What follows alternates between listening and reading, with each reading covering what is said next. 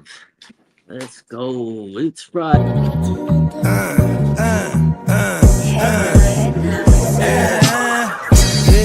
Yeah, with the shit. Finna call a blitz, like you call it quits. I can execute the plan on improv off script. With my brothers from another living color with the skit. Yeah, with the shit. Finna call a blitz, like you call it quits. I can execute the plan on improv off script. With my brothers from another living color with the skit. Yeah, you know the squad I'm bumming with. Try to run with the rock and you fumbled it. Finna spin the block in the mothership. Rock like Woodstock, big stock, smother shit. Word to Uncle Sam, we tax like the government. Still in the game till the day I'm in love with it. You are now rocking with the most coveted. Unapologetic, let you know who you fucking with. What's the use? I got the juice. Tapping head tops like Duck, Duck, Goose. Slide off smooth in a coupe, no roof. Rocking sheep's clothing, I'm the big bad wolf. Double up, we gon' double down and double that. If I feel him double crossed, I'ma double back. That's a couple $100 large in a duffel bag. Blitzkrieg, somebody gon' end up a pack. Yeah, with the shit. Finna call a blitz, like you call it quits. I can execute the plan on improv off script. With my brothers from another living color with the skit. Yeah, with the shit. Finna call a blitz, like you call it quits. I can execute the plan on improv off script. With my brothers from another living color with the skit. Yeah, you half steppers can't fuck with this. I'm with the big steppers and we stumping shit. Ice grill, you can feel the momentum shift. Alpha and the Omega, I'm the Genesis. Real savage, go getter. Yeah, I'm getting it. School of hard knock, I'm the mascot.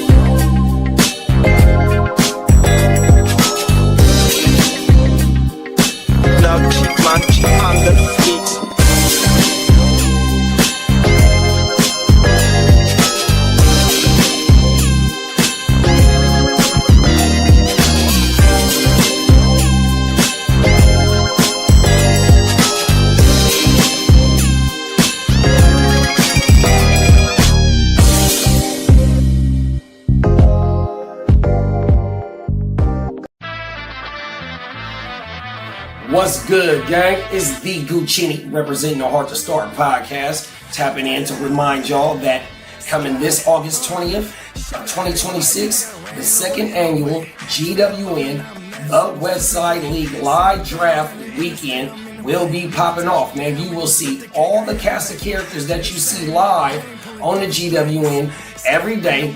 You'll see a lot of people that's in the chat every day on the stream, and then you'll see some of your favorite content creators that you've seen us make content with in this conglomerate that we call the GWN 100%. So what you need to do is go ahead and like and subscribe wherever you found us at, and if you screenshot that you subscribe, we are giving away multiple giveaways during the live draft. 100%. We will be running our regular scheduling program.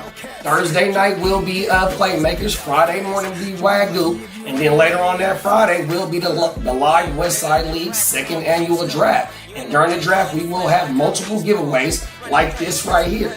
This autographed mini helmet of Jackson Smith and Jigba Super Bowl helmet. Here over at the GWN in the Hard to Start, we putting up championships on the wall, and we want to bless the people that rock with us who putting up championships on the wall, you know what I mean, with some of these little special items to put in your man cave, your she cave, you know what I mean, whatever it may be. But yeah, make sure you go ahead and like and subscribe, because that's all you got to do to be entered to win this helmet.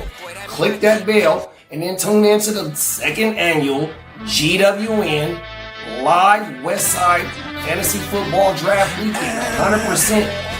Peace. Shout out everybody that got ran over in my way. Feel low and I'm mad so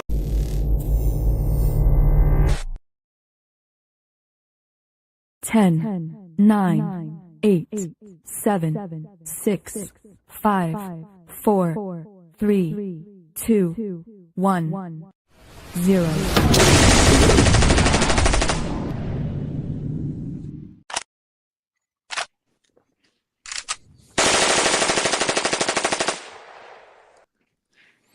What's up? What it It's do, fellas? Friday. What's up?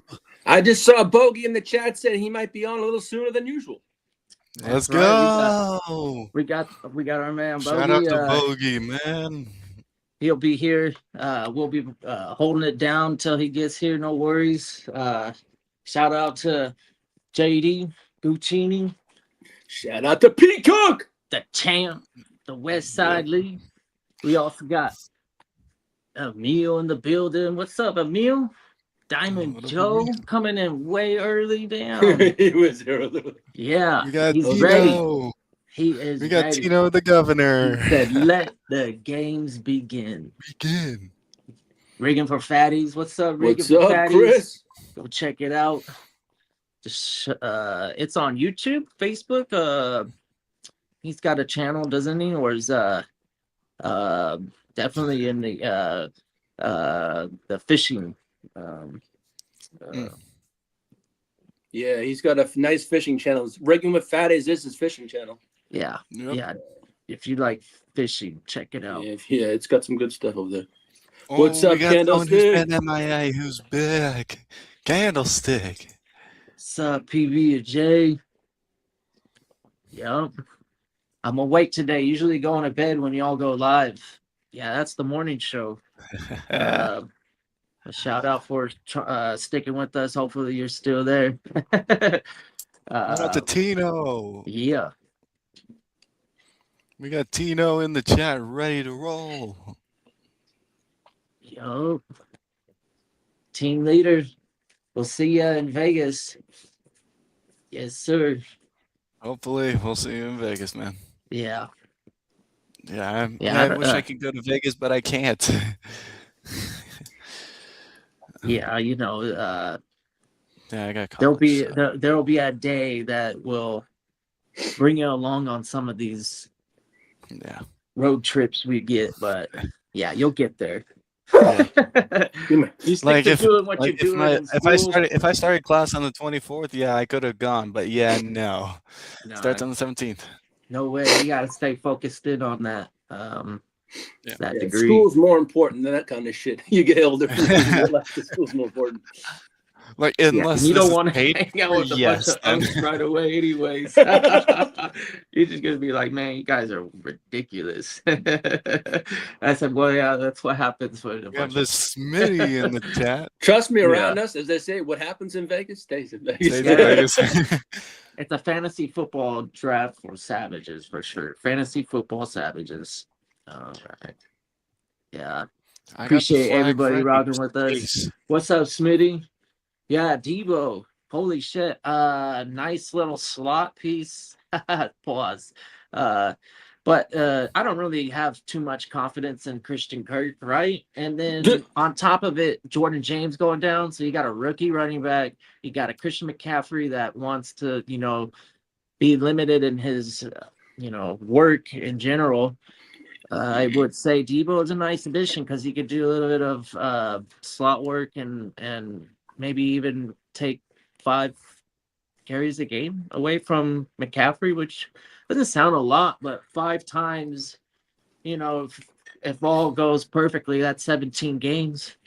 That's 85 touches that McCaffrey doesn't have to, there's lots of opportunities in the game where that touch is almost meaningless. You know what I mean? We got someone new in the chat who just entered. Albert. Marqueen 602. Yeah, what's up, man? Candlesticks in the building. Another one of the traditional Vegas guys doing the West Side League draft. Man, that's gonna be wild. Y'all need to tune in. We're gonna be live streaming a lot. I'll try my best to tune in when you guys are in Vegas, but yeah. No, you're gonna have plenty of opportunity to chime in, and we'll be actively streaming during that West Side League draft for sure, and then Wait, elsewhere, wait, hold up. elsewhere What's the will time have to zone? Is it be like 2 hours back or is it will be like an hour? determined. Hey, Dane, talk about superheroes. Yes. What's up, Bogey? Right around fighting crime. I'm Yeah. Batman. Bogey the Dark Telling Knight. you. What's up? What's up, fellas? Happy Friday. Happy He's Friday, Bogey. You're about to The hear the black car on black. starter. Hold on, give me a sec here. And what? Shout out to Bones in the background. Yeah, I almost made the beginning of the show. Let's go. It's funny. Fortnite just got out of Batman phase. They kind of are still in it because he's sitting there out on the map and his vehicle is out there, and you can get a bunch of My bad. that's That's a lot. and stuff out of some of the Batman stuff on the map. It's pretty dope. You can fly around on his cape and everything. Oh, on the in the game. Yeah. So he's making Like a short Arkham appearance. Asylum. He does like a couple weeks on the game, and he busts out the cape like he does in the very first Batman movie. You know? Yeah. Yeah. And he just comes down. Yeah. Yeah. I had copied my my little man. What's that thing called? The MetaQuest, like the newer one, like earlier this year Oh for yeah, his the birthday. 3D VR. Is Yeah, that the and that shit is badass. But Yeah. it came with a Batman like Arkham game, but like for this, like a For that version? what is it called, a VR version. You know what I mean? Yeah. It's Have really you- badass. Have you done one of the Spider-Man joints? No, and I'm tripping. I didn't know this came out with another Spider-Man yesterday, bro. Yeah. Yeah. I was like, I've what? been hearing rumors that the new Spider-Man game is coming out, and we already know who the villain is. Anything Spider-Man, I've come to accept that it's probably going to break any of the previous superhero shits. I mean, Yeah, I know like them in the Spider-Man, like the Avengers- Spider-Man they don't remaster, have the Spider-Man Punisher Miles in Morales, thing. Spider-Man 2. I heard they got the Punisher in here. Yeah, they So, do. for anybody who's a big fan of Walking Dead, the guy who played Shane, Jeff, Yeah. It was just something. I Jeff forgot his name. Bernthal, John I, Bernthal. I've watched John a few Bernthal. of those. They're gnarly. They got one of the episodes I'll never forget when they pull this dude that has a bunch of facial piercings, and they're interrogating him, and he's trying to like Oh confess. yeah. That's the first Punisher movie. That's Yeah. the one. Okay, look, it's the very first Punisher movie was one of the first Marvel movies that was rated R. Because before that, people don't realize Blade was like basically the first Marvel movie, even though it was New Line Cinema. It was still a Marvel Studios production, like you know what I mean? It was a Marvel production along with New Line Cinema Studios, right? And that was rated R. Then you got to flash What forward up, like Albert? 7-8 years later. They come out with maybe I think it was like 2003. They came out with the Punisher, and John Travolta was the mob boss bad guy, and that one was really well done because like you said, he had the neighbor who had all the piercings, and he was hiding Punisher and the bitch, and this motherfucker he kept his mouth shut, bro. They kept pulling off all his piercings and shit. Remember that? They were torturing his ass. And he That kept it shit silent. that made me like feel sick to the stomach for sure. And remember, I don't. when he came out there, he was all bleeding and shit, and they were long gone.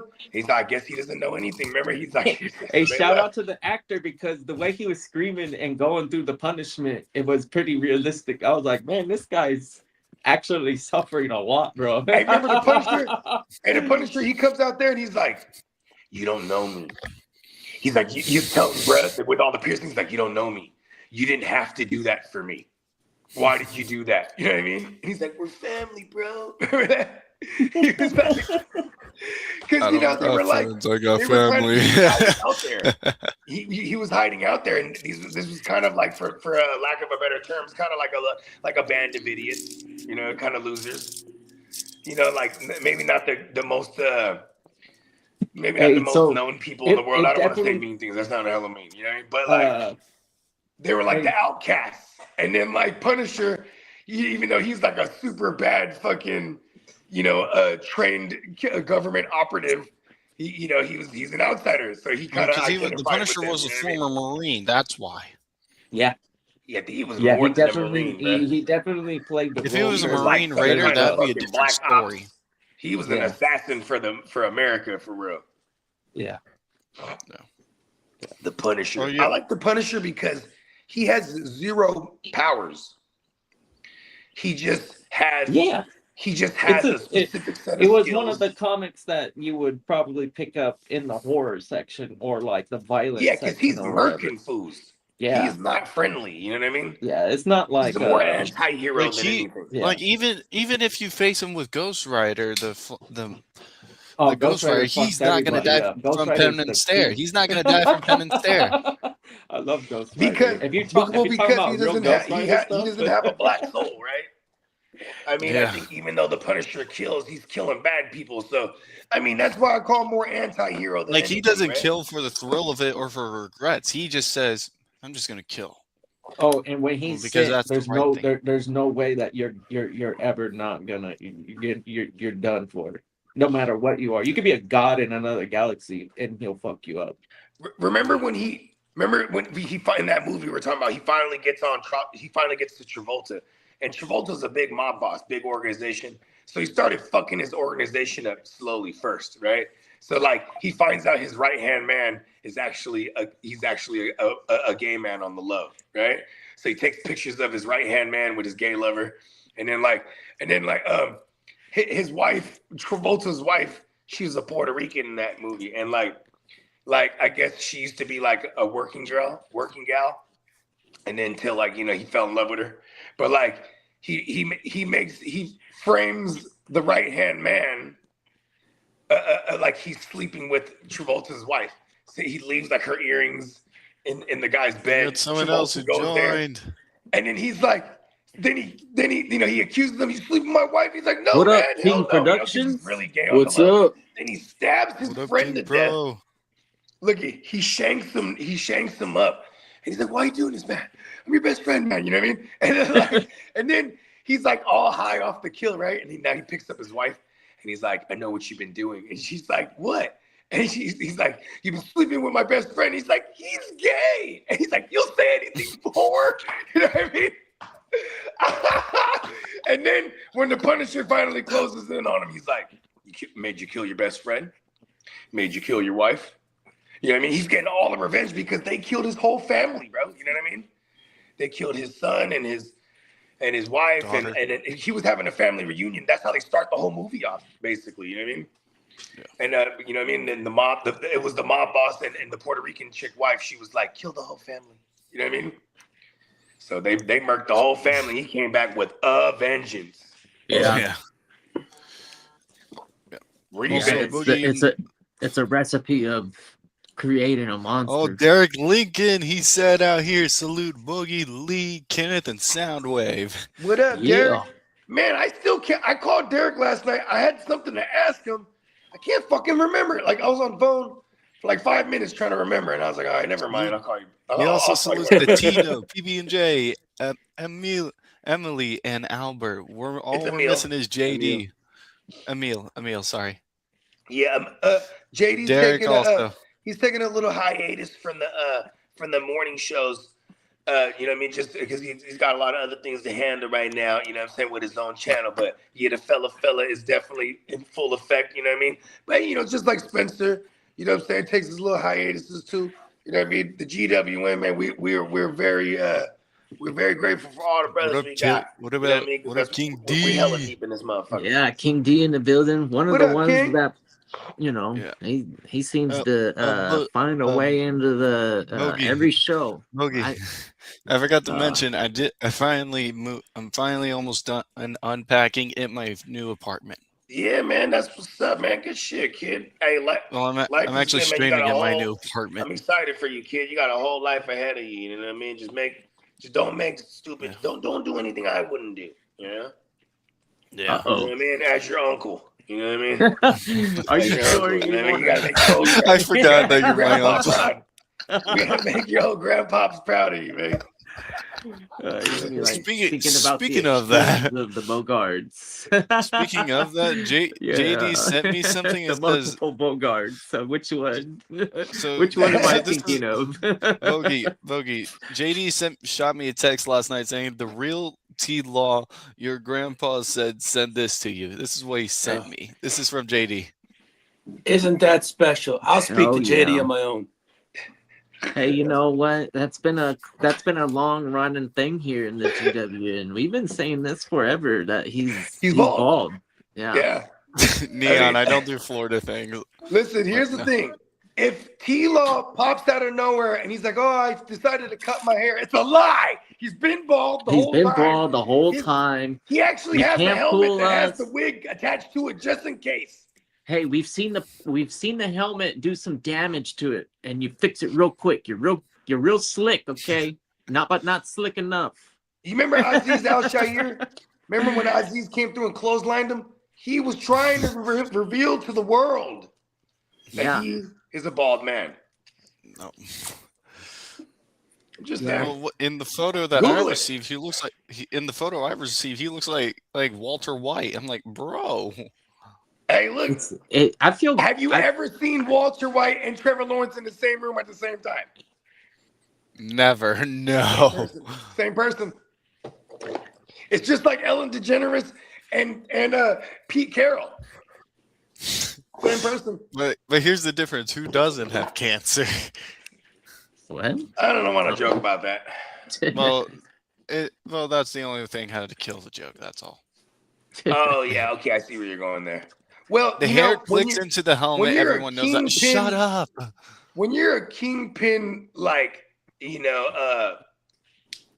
crystal meth manufacturer, like Walter White's character was in that show, he probably deserved everything that was happening to him. You know, he destroyed a lot of lives. Karma's real. Peacock. Hey, Neon, Don't do Neon, I Florida don't man do things, Florida. I don't- Soundwave. Yeah, when you, if anything, Look, I when was you're born in when Virginia, you're running moved to around, Florida, don't and do I'm still those used to things. Florida things. Yeah, I know you can support the crew, the Jaguars is whatever, but just don't do those types of things that them Florida mans do. Look, some people say wrestle an alligator. Like Hey, hell, I'm gonna wrestle an alligator. We That's a don't Florida need thing. You got we an don't need to alligator in test your our backyard right we don't now, need to don't test lie. our strength on that. There's plenty of ways you could play freaking squeeze the little thing, and it gives you a number, whatever that device is, the grip strength tester. There you go. know, Lot I just safer. wanna Okay, And okay, you got Kitteh, the plenty way of you said it competition at in the first, world. that sounded a pause for that one, but that sounded like very out of context on the way how you I'll said it. pause. I don't know, man. See, here's the thing, I bro. usually wear a shirt just because of those things. I'm not the most skilled at thinking the wrong things. I just want to say, bro, alligators, all kind of rattlesnakes, pythons, all kind of did I mention gators? All of these motherfuckers want revenge because we were making shoes out of them, bro. Yeah. They see us rocking them fly that's ass why they call gators. them They don't Crocs. like that shit. Those ones make They don't sense. like it. You can even farm them, right? Sad to say, but a crocodile, nobody's buying a crocodile for me. Well, not when they're actually like free to go out and catch and get your own and shit like that. Like that's a licensed game, but in general, it's not out of the question of obtaining it. There's a lot of competition, but that's just because there's that much gator out there. Do you want to do it? Would it be inhumane? I watched them on TV, bro. I don't want to do that. Yeah. I mean, like, they make it look easy. Like, rest in peace to Steve Corwin, the And crocodile it does, hunter, you right? know what's He'd be funny like, about "Oh it? my They can God." be little babies. He'd be like, They'll "Oh, pick look them at up and they're like, yeah, that's she's going to be a abused." shoe later. Hey, that motherfucker was seeing. Hey, look, bro, he make it look hella easy, though. He just take the bag. And, all right. Look at, oh, she's upset. Oh, she's abused. Look, he just throws the bag on their face. Then he jumps right on their back. And then he's holding on to their jaw. I'm like, he made it look real easy. And how brave are the cameramen for this guy? You ever used to watch that shit back in the day? I'm like, How's the if I'm the alligator, I'm going right for the camera. Bogey, you're There not you go. alone. The See, the Matrix python has got boots. to me. I swear they farm those pythons, bro. Like they Bogey, you're not alone. The Matrix has got me also. They treat them like a pig, you know. They get to a certain size and they're like, all right, give it a poisoned mouse, or I don't know what I don't know what a human. Probably just chop its head off, right? I heard some of them can grow their head back. I actually heard they can grow their head back, and then they chop its head off. I think that's how it works. Hey, look, Cajuns, they just see a big ass python, they're like, "Whoa, it's good eating." You know what I mean? Motherfucking Cajun python steaks. Yeah, I don't think they starve them or poison them. That'd be cruel. I think this is quick little guillotine. You know. Look, if JD's gonna go alligator hunting, I will join in as well. Bro, hell yeah. Hey, look. As long as you we can film it, AKs, and bro. I'll support you, and I'll be on hold for 911, and I'll definitely call as soon as I see get fucked up. Hey, look. Okay, we're gonna create a new sport, right? Where you go on the balcony of like a house right on the bayou, and then you gotta attach the fishing pole to the balcony like banister, right? And then you throw out a whole raw chicken on the line, and then you look at the camera, you go, "My name's Bogard Scott Free. This is croc fishing." You know what I mean? Woo! And that motherfucker will tear that whole balcony up. I swear to God. So like bull riding or something? Yeah. Listen, bear with me. We're working out the details right now. I just made it up right now, but I think we're on to something there.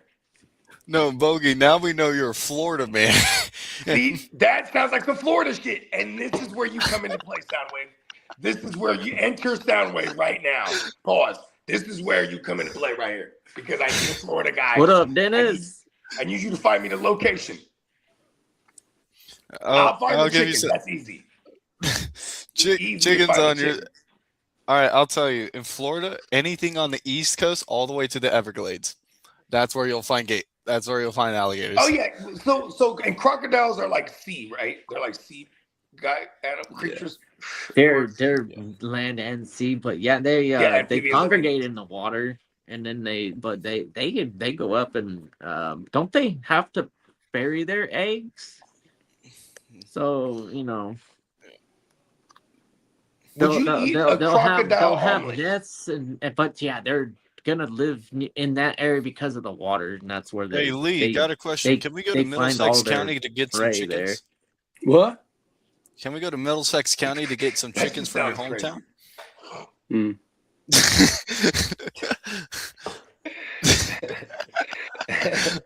Crocs are crazy. Yeah, Crocs. Elsewhere, gators in the bayou, and then actually in the Gulf, what it'll say, and then the Crocs though they're super heavy, I think, right? Or them motherfuckers is like 2,000 heavier and scalier. Heavier and scalier. And they use. Are they the ones that use their tail to whip shit? Like everybody? No, they both do that. Yeah. They both do that. Yeah. Okay. Yeah, it's just the way their head is shaped that makes them different, pretty much. Oh yeah, the Crocs are longer. And then the size of the body on the crocodile is bigger. It's heavy. Like if it's big enough to take down anything in my bedroom, Africa. Jesus. Maybe not an elephant, because they be in the Nile, huh? They be in that Nile River than the motherfucker. A giraffe, pretty good. No, yeah, the crocodile, it's pretty gnarly, dude. It'll take out not a rhino, not a hippo. There's only a few animals. Okay, money. You're putting your money down, and you're placing on a your hippo. Bet. You put it on the croc or the lion. I live somewhere on close to. I put my money. Are you putting your money on the croc or the lion? Oh, that usually depends. Croc, okay. But I'm saying croc because croc has. I feel like the lion would have all his lionesses just attack. Like the lion would just be kicking it. It's if the croc attacks and misses, then the lion survives. But the lion ain't fucking killing no croc. No. They don't do that. It's like maybe a little baby, but look at the lion goes after little baby gazelle, little baby zebra, little baby everything. So it just makes sense for them to go for a baby crocodile. Well, and you know the croc is more like just chilling because he knows these motherfuckers gonna drink some water at one point. I'm just gonna kick it in this Nile. Yeah, and you're fucked if it gets. Yeah. Snap on one of these motherfuckers. the attack is one of them youngsters that don't know what's up. They just thirsty. And they're thirsty. The daddy zebra was like, "Don't you go over there, baby zebra." On land, they're fast. Once they're at the top end, they're faster than crocodiles. Like a person. Well, yeah, I think they crocodiles run like do 25 get miles speed. an hour. They will run, but maybe 20. Hippos are the worst. Hippos will kill more humans than any other mammal, and reptile. Maybe not though. Black mamba is pretty crazy. Well, speaking of these animal fights, why don't we transfer into the free agency stuff of the NFL? Yeah, let's run the.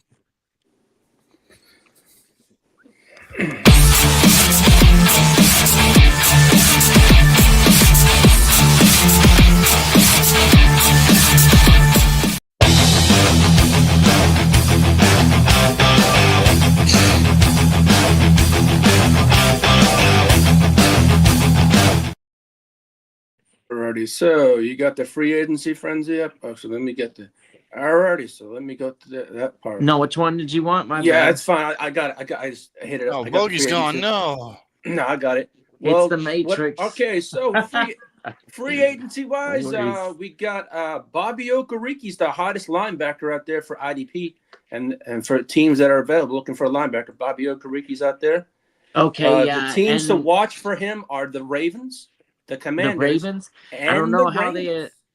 I don't know how they tie into the Colts or the Giants, but anybody associated with those two organizations, they probably regard them highly on the leadership skills. So think of teams that aren't really caring about a person that can dominate in pursuit. That's unfortunate about Okereke right now, is that Okereke is susceptible to getting burnt, and it's a terrible thing for a defense to have a vulnerable middle of the field. So unfortunately, he is regarded as one of the so-called poor linebackers in general. But for fantasy, man, because he racks up so many tackles, they're not afraid to attack the middle of the field. For us, we're usually getting like anywhere between like 10 to 15 tackles per game, and the consistency was dominant for a long time. Shout out for Bobby Okereke. He's gonna get a job, but whoever obtains him, it's not going to be something that you're going to get when he was young in the Colts organization. And I don't have the memory like Bogard does, but I bet you there's some kind of correlation there, because not every team values him, unfortunately. Yeah. Even though for fantasy we want him out there. He stays healthy. That's another thing, is and leadership and staying healthy. Availability sometimes is the strongest asset out of players, and having a person that can actually play middle linebacker and almost set up the defense, especially the calling the shifts, and when a shift is called, the defense reacts, and so you got to rely on him being accurate, and that's a quality that comes with veterans, and that's why Demario Davis, and I'm pretty sure Okereke will get, but Davis he's got, in my opinion, some of the best ability of commanding a defense, which is what the Jets needed, is a guy that goes over there and actually handles their business I like the move of bringing him back. You know, not taking anything from Okereke, but we saw him over there, and he was pretty sorry. He'll get a job though. He'll get a job, and his leadership and his ability to make calls is good. He's good I at could that. see Okereke like getting like actually going back to the Colts even. Yeah, maybe it goes back to Colts, but Yeah. what Colts. are we? Yeah, there I you mean, go. everybody needs a linebacker like that on the depth chart if he's willing to be a depth chart guy. But I think actually even where he's at age wise, he's gonna kick it until after training camp for real. You know what I mean? And then sign somewhere. Yeah, like linebackers are But also actually he got good, that but neck thing. My bad, Soundwave. Doesn't he got that neck thing too? Is the injury really bad? Yeah, I think that's what I just remember that right now. Last year, that's what happened to him, right? Like, Yeah, he had some kind of stinger or something like that. Oh it was shit! back, or it might have been the back. It was the neck or back, It was or maybe something- neck it was- and back. I don't know. Something like that. Yeah. What I Seniors know- is usually what like I- 6 to 8 weeks or something. Hey, Kitteh, you know? can I have the hour report? The ambulance report? Yeah, I got you. This one.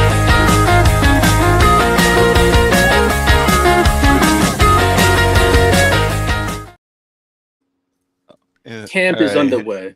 The players that have been cleared is Rashid Rice is cleared. Fried Rice is cleared. Patrick Amnet Leggy Mahomes is cleared. He's going to wear a knee brace during training camp. He's Mansour gonna wear a knee Delaney. brace all year. Huh? He's gonna end up wearing a knee brace all Yeah, year. I think, yeah. Mansour Delaney for the Chiefs has been cleared. Fred Warner, Nick Bosa, Quinton Junkins, Tank Dell avoids the pup list.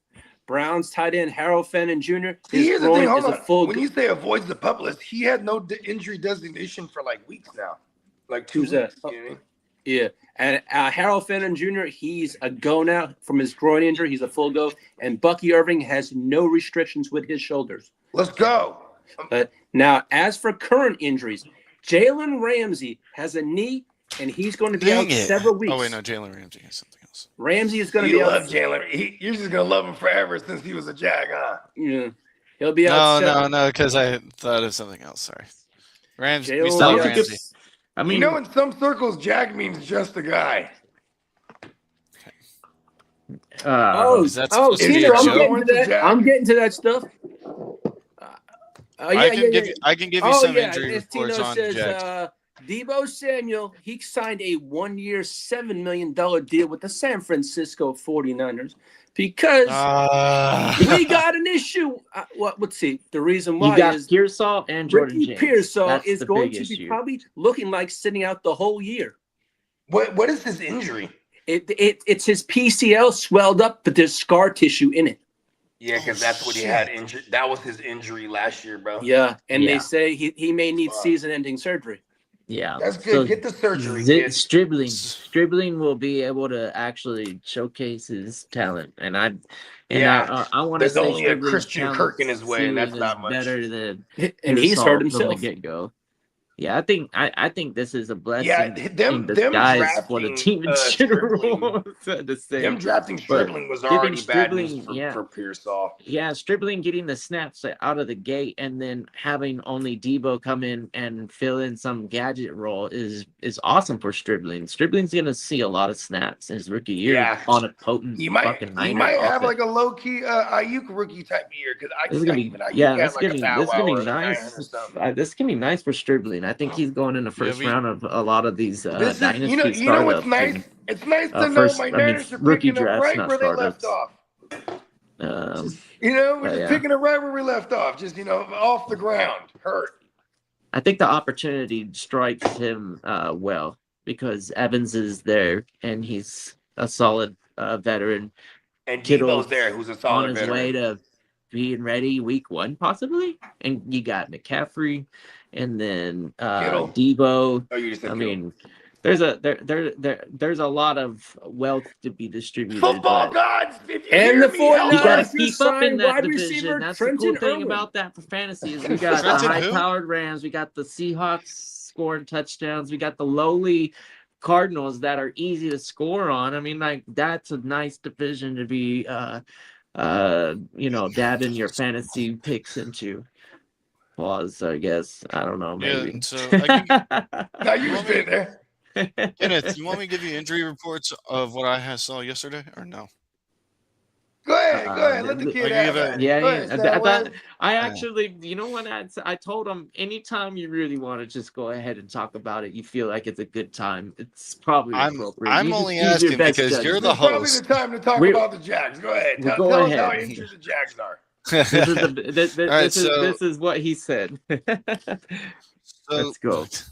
So we do have we have a offensive lineman out. He's on PUP. What's his name? Cole Van Lannen, and on a knee injury from the last game when we faced Tennessee. So he's not active yet, but he's going to be able to soon. And good news is we have Hunter back also, but he's mainly focusing on defense and then offense. And Jacoby Myers, same thing, still going well. And we have who was the run? No, who was the debut? Hey, shout out Caleb to Bradshaw. Dalton Smith, man. What's up? Caleb Bradshaw with a foot Top of the injury. morning, man. Happy He's Friday. coming. All right, let me Caleb ask you a question. Bradshaw Hold on, let me coming ask you a back. question, Soundwave. Who was the fucking running back, bro?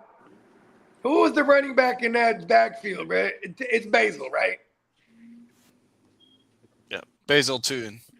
Yeah. Look, even though ETN's with the Saints, I believe ETN might put up a good play with the Saints. But if we We're have talking Basil, about your backfield. I know. What are you talking about ETN for? I want to Well, know okay, what the let me youngster talk with all the first, speeds okay? got. What? Come on, Because- prospect.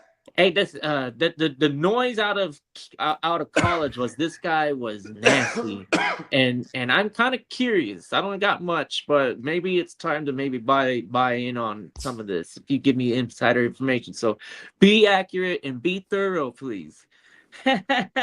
You took Who do we got? Who do we want in that backfield? What we Soundwave? got on Tootin? Stop hiding the information. Just spit it out. fine. You want info? I'll give you info. Yes. Okay, so Basil Tune, we're able to use him as RB and sometimes a receiver if we are pushing the ball up the field, which is good. But also on other reports, Jack Kaiser from Notre Dame, he's putting a lot more defensive work. Yeah, he's putting up a lot more defense I got some work. Jack Kaisers tucked away in Dynasty. And then Nate Boykacher and who was the Emmanuel from Oregon? They are doing well on the offense and defense. But if we put they're playing both sides of the ball, those guys. Boykacher's a tight end. The Jags be having too many dual what is it called? Both sides of the field players. Travis really. Hunters? No, that's just Travis Hunter. Travis Hunter admitted to us in Jacksonville he will mostly play defense. Unless a receiver's injury, he'll play offense. Yeah, man, that's like because me who corners. drafts him in fucking rookie drafts. Y'all need cornerback. And dynasties probably startups. Well, we got a safety who's ready to go. Raylan Lane III and Josh Hines Allen. Raylan Lane III was a Naval Academy Josh cadet. Hines Allen, he's the outside linebacker. He's more like your edge, really. Oh yeah, I love Josh Hines Allen. That's my guy. Hines Allen is really good. Yeah, and Yeah. Nate Boykacher as a tight end, he can put up a lot if he's able to push the defense back on Lawrence. What's the other one? And Jalen Husky, we need him to do some work. All right, I'm done talking Jags now. Yeah, those guys suck, man. That's all the Jag stuff I have for now. I will tell you later on. One person to worry about. Yeah, hey, we're gonna get you your own Jag show, I'm bro. kind of curious on that one. Outside of that, man, I know who BTJ is. I'm comfortable taking where he's actually landing. It's not terrible asking price. And then the other guy, Washington, he's got a role in the chemistry there at Parker Washington has a lot. Yeah, I don't think I I don't think he's going to see less than 125 targets. I think he's pretty much safe right there. It's going to be it's going to be You're active forgetting for one him. more person. You're forgetting one more person. The Brennan Strange. See, that's your forgetting the him. strange goat. You're talking We about can't some other stop tight talking end, about the not strange goat now. I don't know if they're really gonna give the rookie tight end any fucking work when you got Strange there that's been there for 3 years. They just paid the man. I know, man. Like, Yeah, there's no they way did. this new tight just end extended, guy so that you're being like, hey, watch Look, out for if you this put guy. Like, hey, Boykature man, with, now if you you're get really Boykature reaching work on this with one. Strange, that is I a wouldn't good. be. Those are two I good wouldn't tight be ends. touching that man with the Those are two good tight ends. from here to Jacksonville. Yeah, Britton Strange outside of an injury is going to be the guy out there, and then the running game is going to dominate. I think the running back duo is solid. It's going to be similar to what you had last season. I ain't expecting too Last much season, more. no, it's better. Yeah, I agree. Tootin is a upgrade, especially especially if that speed is real. And you're accurate with him getting on the outside and going up against a big old fucking defensive back that's gonna get like backpedaling like crazy, dude. Oh man, yeah, that's be interesting. Look, all we got is fast feet and accuracy. That's all we need. You know what?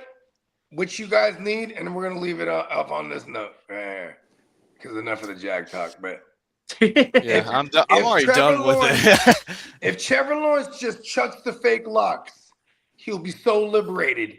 He might have an MVP out. I'm just telling you, man. He needs to just reveal it to the world. So you think because he's bald now, it's gonna change the whole dynamic?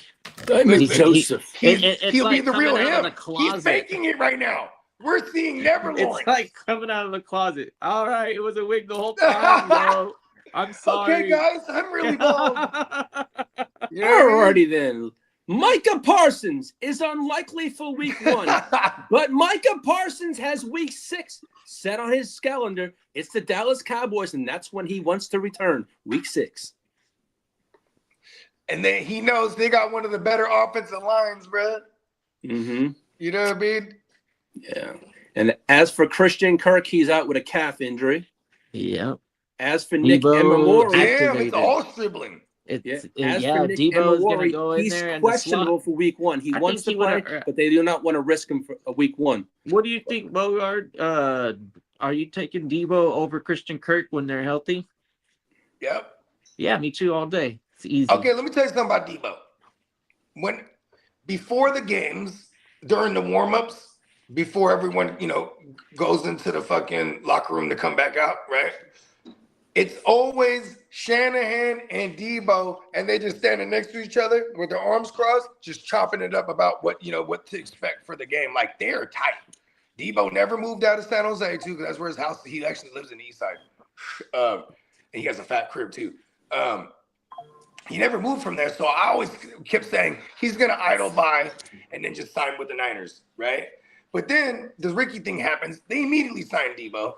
And what Debo brings to the table, I think it was a combination of Jordan James timing. Everything all happening at the same time was probably the recipe for Debo getting signed. Is Jordan James, because now you got that rookie Black super Kalen Black is more.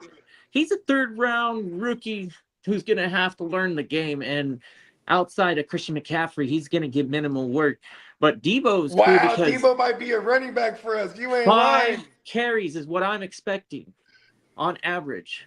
It's gonna be a little bit less than his career average with them, which was like 6.5. But it'll be like 4 to 5. So look at the fun stuff that Shanahan can do. He could with the he could have game. CMC in the slot and put Debo in motion and then get to the backfield. The passing for Brock. Yeah, he could do all kinds of shit. More and more as a fantasy owner of Brock, I'm getting excited again with him being healthy and that offense firing at all cylinders. And hopefully for Ricky's sake, it isn't as serious because Imagine if Ricky comes back this year and he's just in a rotation. That's just another weapon for the Brock. Is what my point is. Like, because at this point, I'd rather just have the Brock or CMC. Because we actually have a ton of weapons on paper. I mean, they're all down. right. Even look, Christian Kirk, he's already hurt. You know what I mean, Ricky, he's down for the count again. You know what I mean? Yeah. Brandon Ayuk, he's out of here. You know what I mean? Like, this is it's all happening again. Let's go. All right. Well, we know about Nick Scorton. They lost him to a torn ACL. Michael Penix Jr., his knee is approximately 4 more weeks away from even thinking about doing kind of drills. So they said he had a little step back, so he's 4 more weeks away on that. Tua's gonna have that job, bro. Now, as for Chris Brazzell, he has a moderate LCL tear, and he's expected to miss the entire season. Yep. As for Brian Grease, tore his ace. They feared he tore his ACL. He plays for the New Orleans Saints. And as for Jordan James, he has a rib fracture and is expected to miss a significant amount of time. And as for Zach Charbonnet, they say he's a close call for week 1, but they're not going to say yes or no. They're just going to keep saying that. Yeah.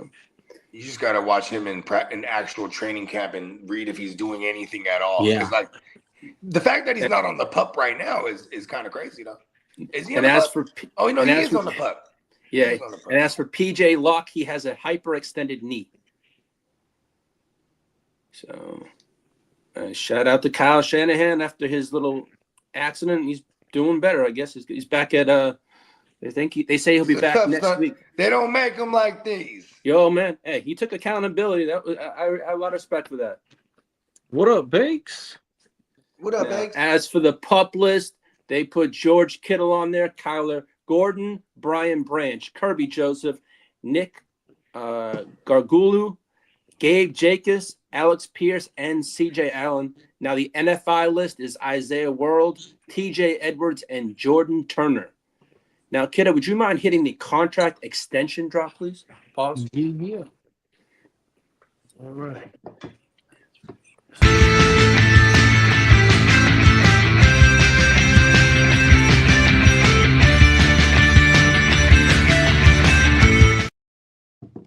As for Christian Gonzalez and the Patriots, they have, I guess Bob Kraft came out and said they have a deal for him that will make him the highest paid cornerback ever. And I think it was over 30, they think like 34 million a year, but they're working on that. $1 million. Exactly. As for Chris Olave, he got a new 4-year extension with the New Orleans Saints. And Congratulations. Seahawks defensive tackle Leonard Williams is exploring an extension pause with the Seahawks. And the Bears are interested in a long-term extension for right tackle Darnell Wright. What do you guys think about that Olave signing? That might be a pretty nice, comfortable contract for the Saints. He got $120 million and 90 guaranteed. If that quarterback is who he is, then we might be talking about a payday, you know? So Olave think about being this. affordable For is that going to be kid, pretty nice.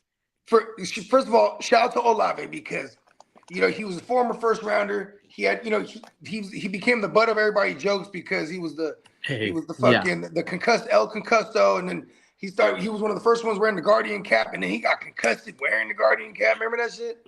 Yep. And then but he last year he balled out. You know what I mean? And What's so funny, Lee, about getting concussions? Well, I've had plenty, man. I'm not laughing. I've been concussed many times. So I ain't laughing. No laughing matter, Lee. No, I'm laughing at what Tino said. Oh, what? Oh, okay. I'm laughing what Tino said. The over-under. Why are you laughing about concussions, man? Them things. I don't take that seriously, man. I've had a lot of those. And it's not something to fuck around with. So, it's not. And it's not going to take much for this kid, Shook. You know what I'm saying? All he has to do is win that division.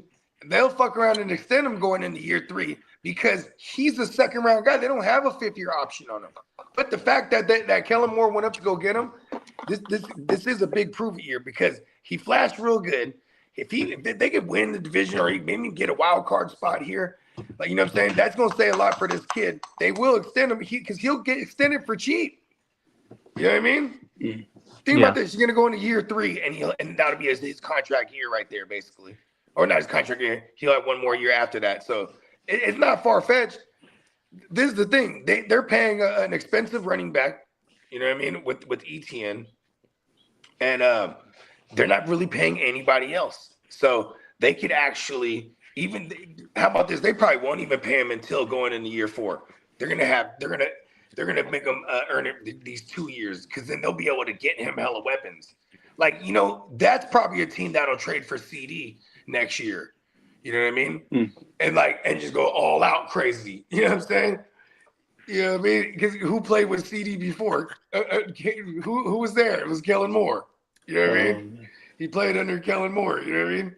Like, I could just, and you could do stuff like that without paying a motherfucker a QB. So Shook's really interesting. But on the flip side of that, he's the shitty this year. They could easily be in the market next year. Would you be surprised? Like, if they absolutely are shit this year, they're gonna draft somebody, man.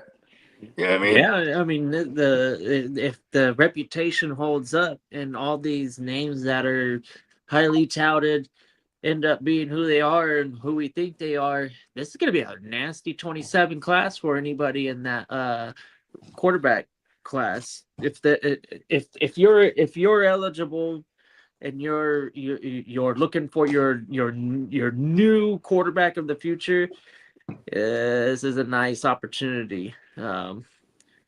If you're going about the young way, if you're a team that's fortunate enough to be like the Rams or whatever, that they're gonna always be seeking guys like Dak and whoever else is coming up, and then still have a Ty Simpson in the back pocket.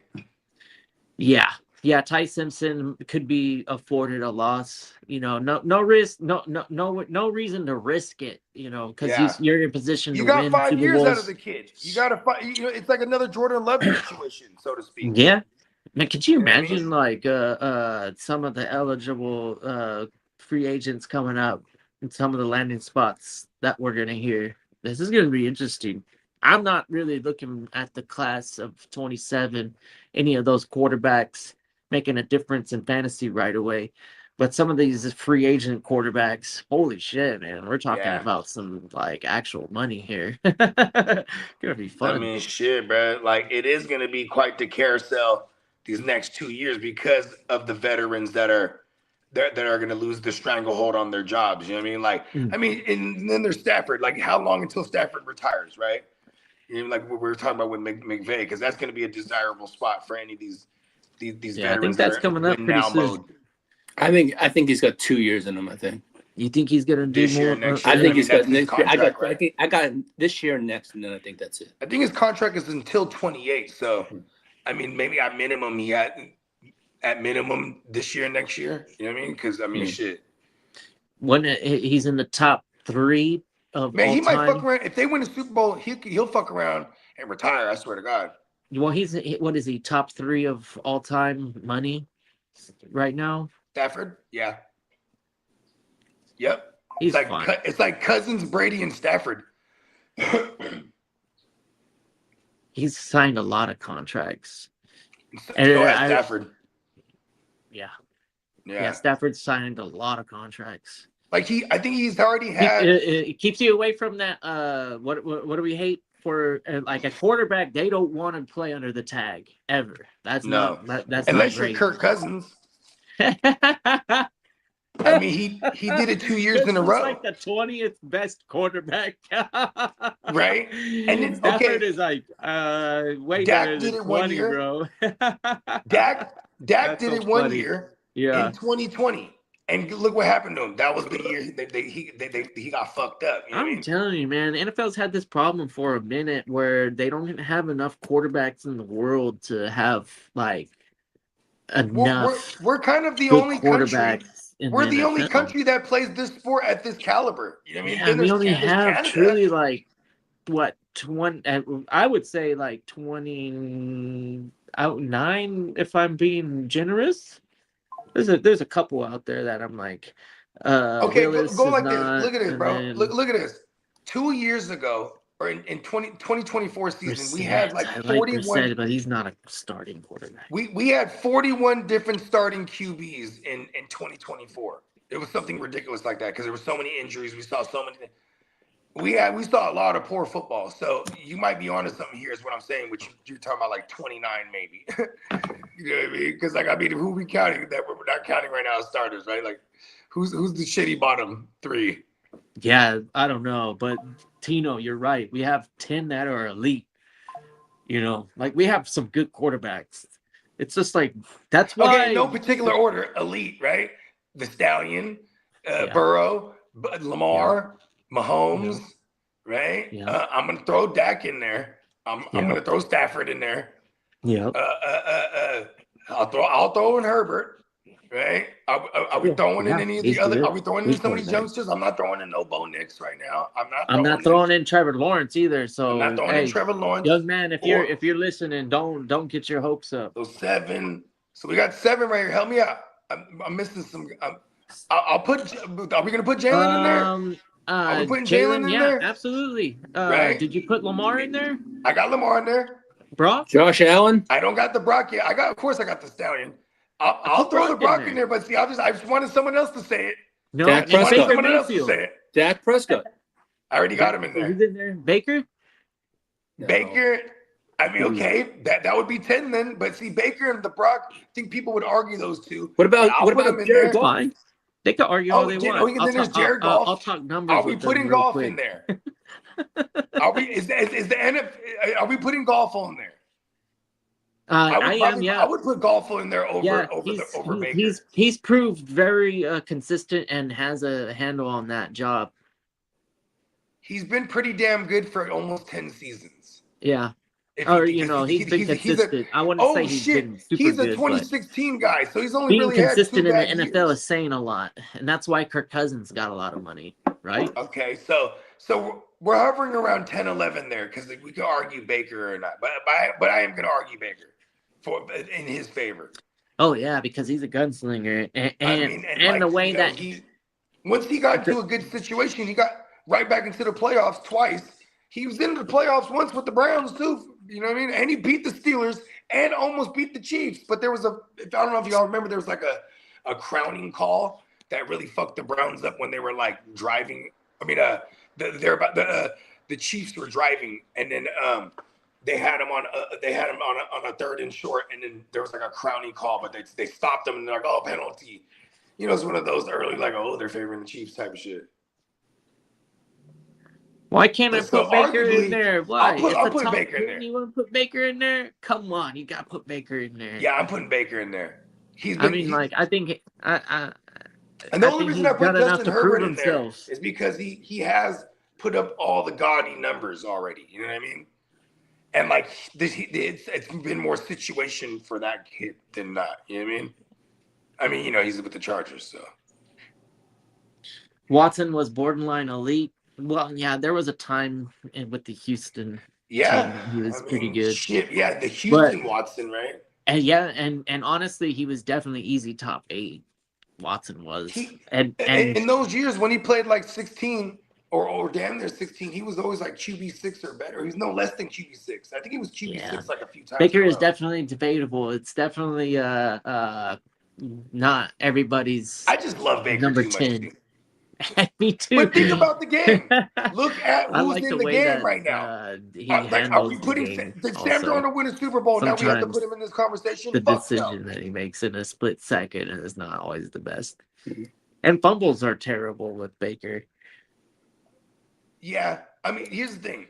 I would put golf over Baker. I did say that earlier. I love Baker. So if we remove Baker, we still have who only else 10. was terrible at We still have only fumbling? 10. Favre. Look. Here's and Favre turned the ball over like people crazy. are gonna argue the Brock too, but like I would just say, look at the starting QBs in the game right now. Drake May. I guess we gotta put Drake May in as like another guy. No, who's we like don't have to. I think we value him in fantasy right now. That is true. Just like we did Jaden Daniels last year. Yeah. Jaden Daniels is probably, in my book, a better candidate of breaking into that group with the veterans.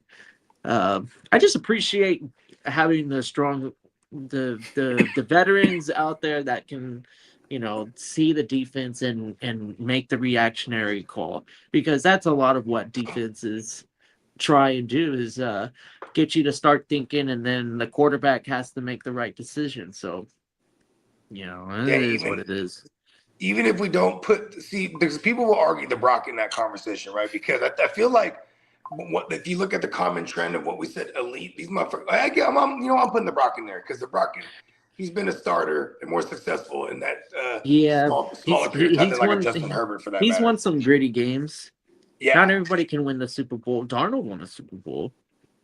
Right. I know we hate that. We love to hate on Darnold. I hate Darnold. but we're not gonna. But it's not like we put Trent Dilfer or anybody in that conversation. You know what I mean? And I'm not gonna disrespect Sam Darnold. He's put up some numbers for the last 2 seasons, but at the same time too.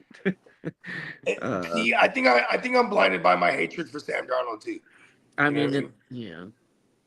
Well, I know we discussed it on Tuesday. Who was going to be first, Bijan or Gibbs? Well, the Falcons are actively negotiating a contract as we speak with Bijan Robinson. So, Emil's got a question. Shout out to Emil. What are we doing with Keon Coleman in fantasy? Is there still hope? I saw some blurb about Keon Coleman, and guess who popped out of the woods? Steve, the other Bills receiver, that was like fairly steady for a little while, but never really the ceiling was never super good. Steve Williams. You talking about the guy that's been on the team for the last couple of years? No, I would say along the lines of maybe retired 5 years ago. Oh, I don't know. And the Bills, right? I'm fucking up. Let me look at the chat. Anybody in the chat know who I'm talking about? This is what I'm saying. I don't know what to do with any of the receivers really for Buffalo. It's kind of crazy because you got Joe Brady, who's really he's the head coach now. He's not just the offensive coordinator. And I feel like with Joe Brady, in his history, he likes to spread the ball around a lot. You know what I mean? But but he has had a history of being able to concentrate that target market share to 3 targets. He just got so many targets over here. So we're trying to figure out, you know what I mean? Because you got Shakir, who's he's WR3 range, if you ask me, in fantasy. Then you got Keon, who's he got the high draft capital, but they fucking hated him last year. Remember that? They were benching him because he was doing some dickhead shit or whatever. And you got Stevie Johnson, my bad. Not Steve. And they brought in Stevie. Who's this? Stevie Johnson. Stevie Johnson. Oh, yeah, from back in the day. Yeah, if you would have said Stevie, I would have said Johnson. Somebody wanted his opinion on Keon Coleman, and he was like, man, that guy's going to be good. And they're all like, what? I mean, third year breakout's a real thing, but also at the same time, I guess we've seen flashes. I'm just trying to find out what to hold on to. Some of the drops is ugly. A lot of the drops is what irks me. Yeah. I will say they kept going back to him in those red zone packages to try to get the kid's confidence up, and he started catching tugs at the end of the year. I'm telling you, the Bills are interesting to think about who you're going to be able to hopefully buy low, and they'll end up being the primary target, because I know we brought in DJ Moore, but I'm not really. I was gonna say, I think I just want DJ Moore. If you got Kincaid, and you got the other receivers. You got Shakir. If his health is there, he's gonna be a threat. And then you got James Cook and the other pass catching running backs. There's a chance that one of them breaks out and becomes the number one guy. I'm gonna put my money on DJ Moore, bro. DJ Moore, the guy they paid up to go trade for. I mean, he's always been solid for maybe 800 to 1,000. But this is why I'm saying this, though, is because DJ Moore played in this system and had his first career year. You know what I'm saying? Going back to in 2020, because Joe Brady was the OC in Carolina. You know what I mean? And this is why they people feel like, oh, they overpaid. Not Brady wanted this kid. You know what I mean? I like DJ Moore if I have to pick out of all of them. Keon Coleman, I saw the writing on the wall before last season. While there was still hype on him, I kind of moved all my Keon Coleman pieces for like, you know, whatever I thought I can get, like that felt like a good deal at the time. You know what I mean? I know we talked about it a few times last episode, but Kincaid could he's probably gonna have he could a be solid he floor. could in my opinion he could be the biggest, probably, like, he has the highest probability to be the breakout in my eyes, to be like the go-to target. He had hella double-digit games last year in fantasy. Then he got hurt. Yeah, DJ Moore, that offense is going to score some touchdowns. Can't deny that, because you know how talented Josh Allen alone is, and none of them are superstars. But that's okay. Whatever. Josh Allen's a superstar. That's where Tino is like, there's 10 elite quarterbacks. There's probably not 10 elite. There's probably, like, what would you say, 5 elite and then 13 good quarterbacks. Enough to fill a 12-1 quarterback league. Everybody should have a pretty who's the real? Okay, so let's do the real elite list real quick, right? Stallion, Joe Burrow. I'm throwing Burrow, and I don't give a fucking know okay.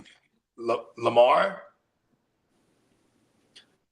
I mean, Stafford. It goes down to it goes down to even like when we get to names like Bryce Young are going to be matchup, candidates.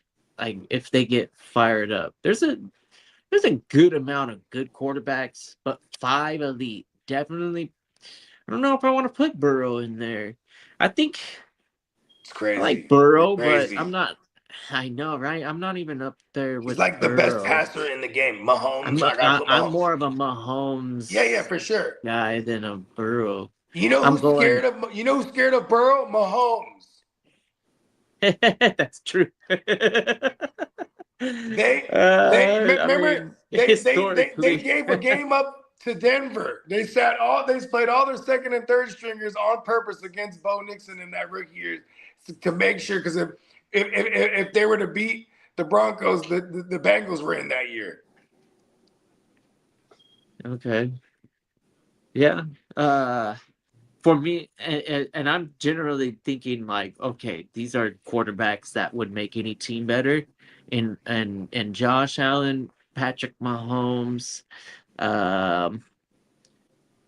not in every instance is Matthew Stafford gonna. Stafford is he 5 or 6? Stafford in there? You know what? We'll give him the benefit of the doubt. He's the reigning MVP. We'll throw. He's a reigning MVP. He's had multiple 5,000-yard seasons, if I remember correctly. I think he has more than one. I might be wrong about that. He has at least 2. He might have 3. I know Drew Brees has 5 of them, if I remember correctly. Yeah, Brees is another testament that doesn't matter what maybe a different era, but that was a pretty brutal era too. It was like for being that size. Pause. Yeah. There was still some leniency with hitting the quarterback for sure. But for today's sake, I think in real life, Mahomes is up there. Sure. Mahomes got to be at the top, actually. Like, if you and I am saying because of the accolades, you know what I mean. And we can nitpick and be like, "Oh, what's Andy Reid and stuff?" But no. This motherfucker right out the gate, he was special. Remember Brady and the Belichick effect, where when Brady decided to go, they were like, "Yeah, we'll see." Brady might have been, he's always had Bill Belichick though. Yep. Then he goes. Didn't matter what. He goes to an opposite-minded guy. Brisket, no biscuit, fucking Bruce Arians, bro. Uncle Bruce. You know what I mean? Yeah. I'm thinking Mahomes is more on the level of an elite quarterback that can make any team better. Dare I say, he's like the Tom Brady of that generation. Peyton Manning's would make almost any team better. I know that there's certain offensive coordinators that be like, oh shit, Peyton Manning, I'd rather have a guy like Lamar. I mean, think about this, bro. Think about this. how many offensive coordinators really came up out of under Andy Reid in this recent era, right? You know what I'm saying? Ever since the Mahomes era, I should say. Because before that, you had like Matt Nagy, you know what I'm saying? You had Doug Peterson. These guys all went on to have like moderate success, if not like real success. Like Doug Peterson won the Super Bowl, right? And then Doug Peterson had a tree with the Shane Steichen. Skylar Moore. Like all these fools, when you're playing with a Mahomes, or when you're back in the days, if you're playing with a Manning, those OCs never got really too much hype because it's like, is it the OC or is it the QB? You know what I mean? Because they're that good. You know, look at Aaron Rodgers, the same thing over the years. Like you never really hear about these coordinators that had success with them because most of the time it was the QB. You know what I mean? And those are what you would consider elite talent. And for me, I would always say elite. If I'm going to categorize elite talent at that position, time comes along with it.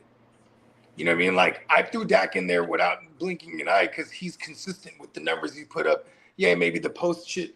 I put Justin Herbert in that conversation because the elite numbers, maybe the postseason shit isn't there at all. But you know what I mean? It's the fact that they're putting these numbers up in the chunky season. You know what I mean? Like look at Romo back in the days. Romo used to be one of the best in-season or regular season QBs. You know, even and he was a pad. He padded his stat pattern. Yeah, there you go. Yeah. So at the end of the year, as a fantasy owner, you're like, yeah, I'll get Romo. I'll draft him as sometimes QB 9 to 12, depending on your league mates. If you didn't have a Dallas Cowboy fan, I was about to say them Cowboy fans, they want him. They get him in the second round. Man, I know, and you're like, definitely a Cowboys fan, but. I'm luckily telling you, for them, they had Zeke forever. They had Dez. They had a bunch of actual dogs. So, Cowboys this season too are one of my favorites for fantasy.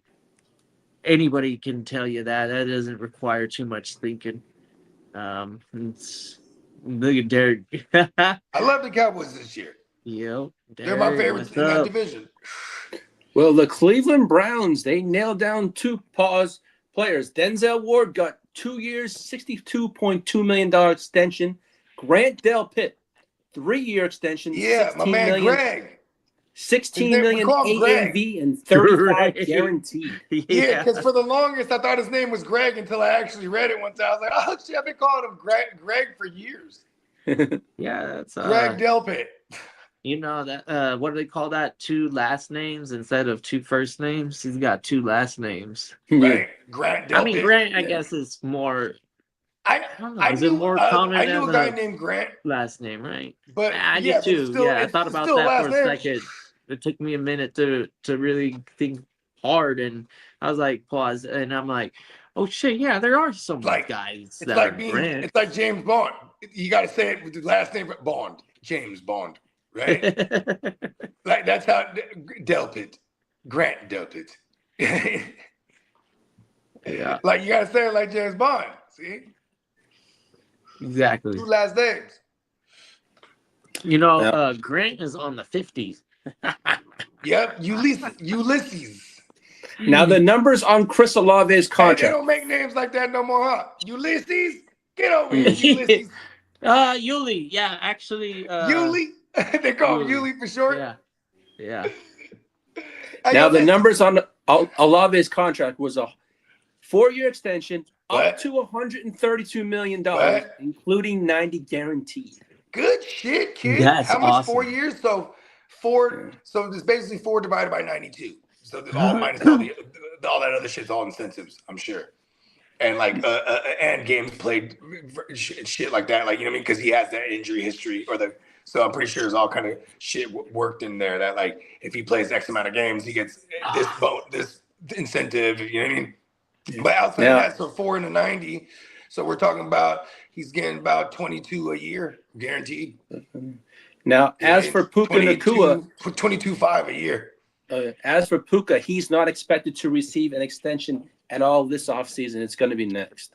Well, they're a good organization. That's what you do. You tell them. Now, all right, Lee, man, don't make me bust them out, okay? I almost did a hold on, Lee. All right.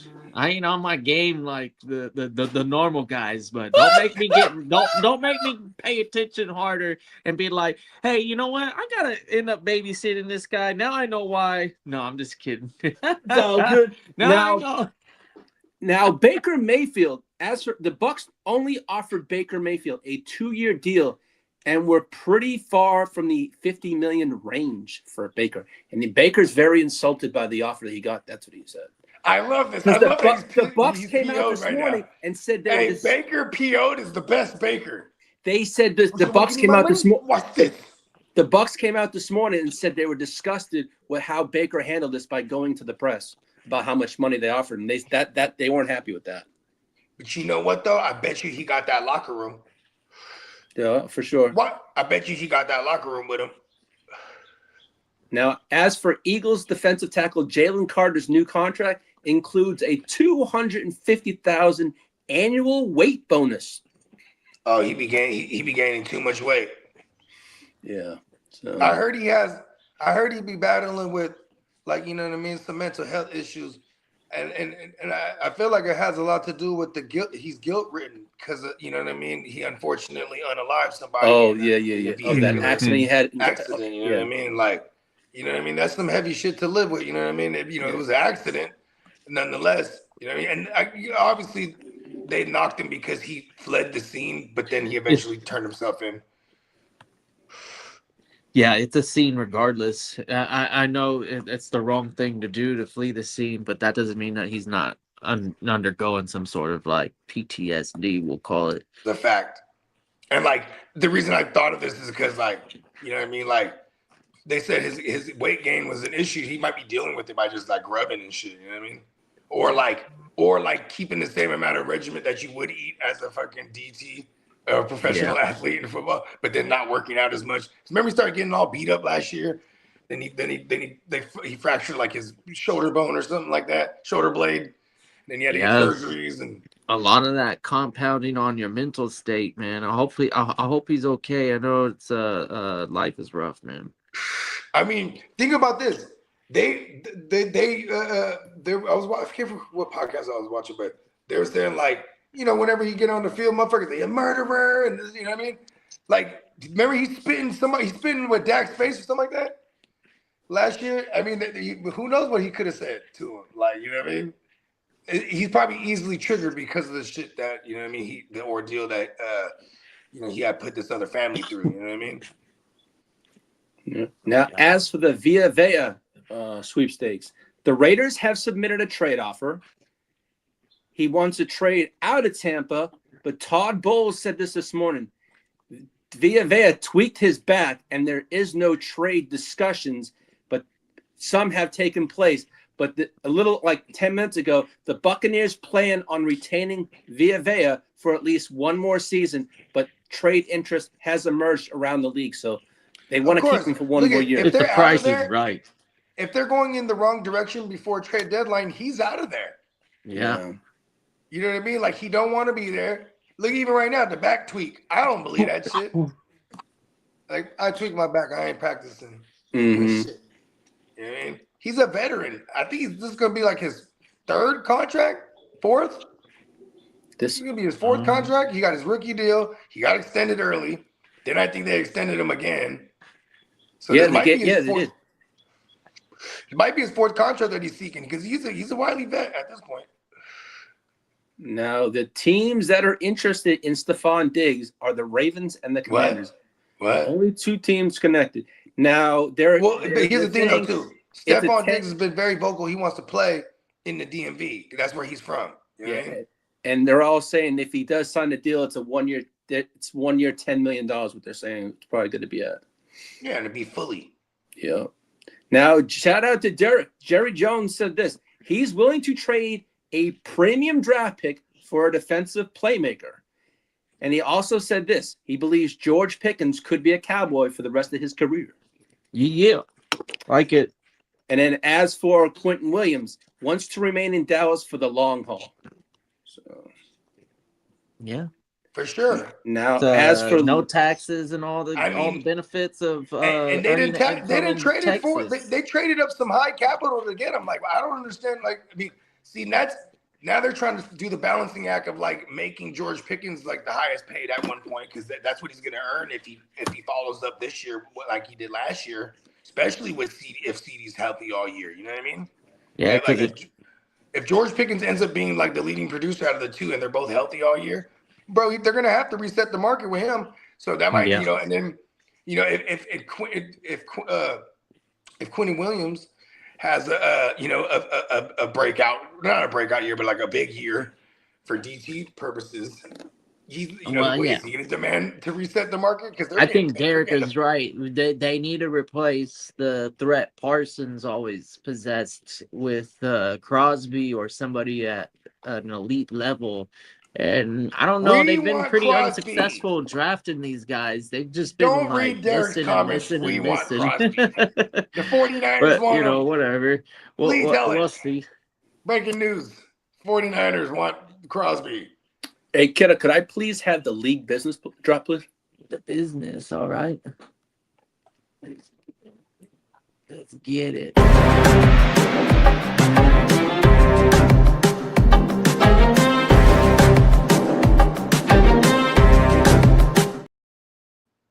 Shout out. Before I get to that one, Emil did have a fantasy question. If Diggs goes to the Ravens, what happens to Bateman? If Diggs goes to what no, the say Ravens. That again? If Diggs goes to the Ravens, what happens to Bateman? That's Emil's question. Baker, as in the receiver. No. If Diggs, if Stephon Diggs goes to the Ravens. Yeah, but why would that affect Baker? No, not Baker. Bateman. Yeah, you kept saying Baker every time. I was so confused. I didn't know what was happening. I was like Baker Mayfield. Bateman's paid, and Bateman is truly a field stretcher. If you ask me, he's just a giant field stretcher, and he makes big plays down the field because you're gonna suck up everybody's paws to try to stop the run 9 times out of 10. So he'll burn a single coverage. Yeah, they're not Diggs, the same player. I think Diggs kind of affects Zay Flowers. In that aspect, because they might push Zay to the outside more often than not, because Zay is the guy they move around the formation. You know what I'm saying? Yeah. Zay's the guy they've hit off with like some yak type shit. And like Diggs, but see, here's the thing too. Diggs might just be a possessional guy, red zone guy. I mean, if he comes in and they're only paying him $10 million, that could say a lot too, like of how much they're probably going to use him compared to, I mean, all those new guys they drafted, they're there goes those guys, right? And like Bateman, he has his own solidified role, and I think Zay and the tight ends. See, here's another thing I just thought of to cut my own self off. I don't even know what to expect with like who's the offensive coordinator. Like I mean, the only thing I think is that we could really expect is that they're going to run the ball like hell with Henry and with Lamar. You know what I mean? It's kind of hard to determine what they're going to do here. You know what I mean? I mean, Diggs was successful catching a lot of passes from Josh Allen, so he might be able to handle that. And he did kill it with Diggs. Yeah, I mean with Diggs with Drake May last year. Yeah, I think that the more I think about it, Diggs going to Baltimore makes some sense. Yeah. Why Here's not? Another thing too in fantasy. Are they not someone I'm ever thinking about starting like 10 times out of 10 anyway. So like they're gonna run the ball. Diggs would be someone I would consider starting if they had Diggs times. over there. Now, as for the Green Bay Packers reported a $14.5 billion in shared NFL revenue, and the Packers generated $299.8 million in local revenue. And Lambeau Field expected to host additional major events this coming season. And Ed Policy says Lambeau Field naming rights are not for sale. And also the NFL continues. The good people of Green Bay. And like anybody cares, like it's in the middle of nowhere. And the NFL continues to investigate the Josh Jacobs situation.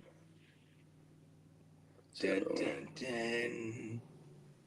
And Bill Belichick wants the NCAA and the NFL playing rules standardized. What does that mean? Standardized? I guess the same rules apply, I believe. That's what I would say. Standardized.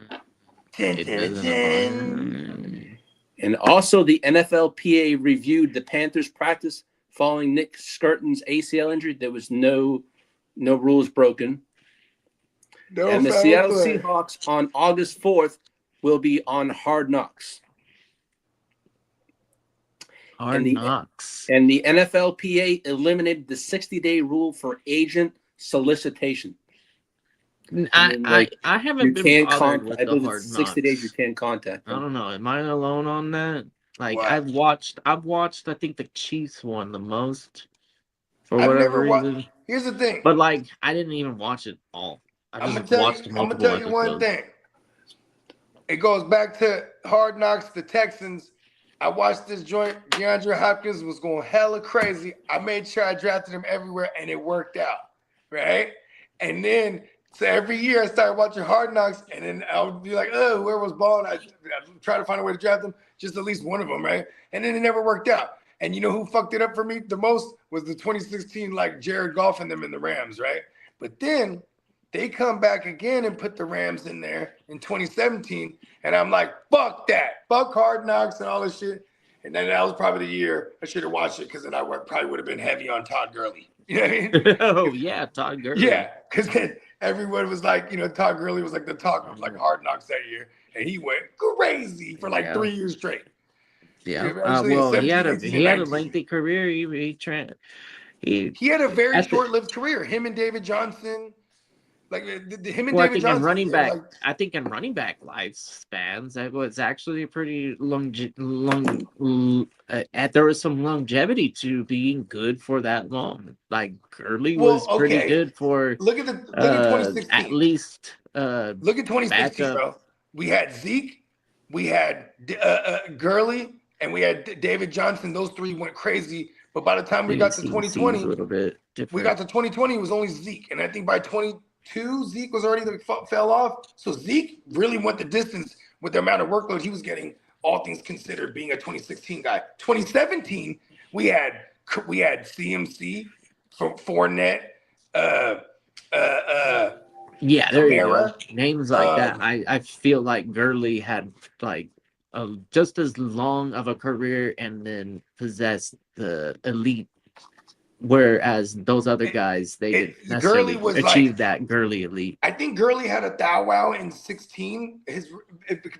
Gurley, you're right. Gurley wasn't a 2016 guy. Gurley was a 2015 guy. My bad. So Gurley did his thing. Because he was injured to start his rookie year. I think he only played like 8 games. He did his thing 9. for a minute. I can go look and at in it. 16 he flashed here and there, but 17 is when they got Sean McVay there and he went crazy in his third year. Yeah, so damn, who else? Oh, it was Jordan Howard was the other 2016 guy. It was Zeke, fucking David Johnson, Jordan Howard. Another one that was good for Thou Wow for a long time was Fred Jackson. Played football and the reason why he was always the Thou Wow because he was sharing with CJ Spiller. Yeah, you're right. 2015. So that's a pretty nice career for what he went. 2015 out to 19 basically. Being serviceable Because for whatever. in 2020 he played for the Falcons and it wasn't. He fell into the end zone like 4 or 5 times, I would imagine, but he was whack on the ground. It was a bad team. He has a career of over 67 touchdowns total, 88 games, and 1,460 rushing yards. And he did that all on an arthritic knee from coming out of college, which is kind of amazing if you think about it. He was the first that was his over. knock. That he had like these surgically repaired knees and he had like arthritis in his knees and he was young and he got bone on bone with their paws. He was the 2017 AP Offensive Player of the Year, Rookie of the Year in 2015. He got Rookie of the Year. He did. How many games did he play? Like 9? That's fucking sick. I didn't remember that. I do remember. I think he put up like a. He played 13 games. Oh, he started okay. He 12 played of 13 them, games, and he got 1,100. His best was 1,300 with 13 touchdowns, and then through the air 788. I was about to say he had that 2 Thou Wow year all purpose. So that was pretty pretty memorable as a fantasy football manager. Fuck yeah. Loved me some of that Because season. he was taking those. Remember, that was the bubble screen era of McVay. And like What's up, everybody AJ? was taking bubble screens to the house, like whether it was Woods or Cup or Gurley or fucking Brandon Cooks. Yeah, he was nasty. Well, shout out to the Ginger Ninja. Yeah, when we were talking about what's up, AJ. What up, AJ? Yeah, you got your nephew in the building. Thanks, Definitely Zeke for a long time was in the top 4 running backs off the board. AJ, can I announce it? Let's see. AJ, put it in the chat. Can I announce it? He said, "Tell Bogey to acknowledge his son." Hey, listen. I want to acknowledge my future grandson too, man. AJ's gonna be a dad, man. I love you, son.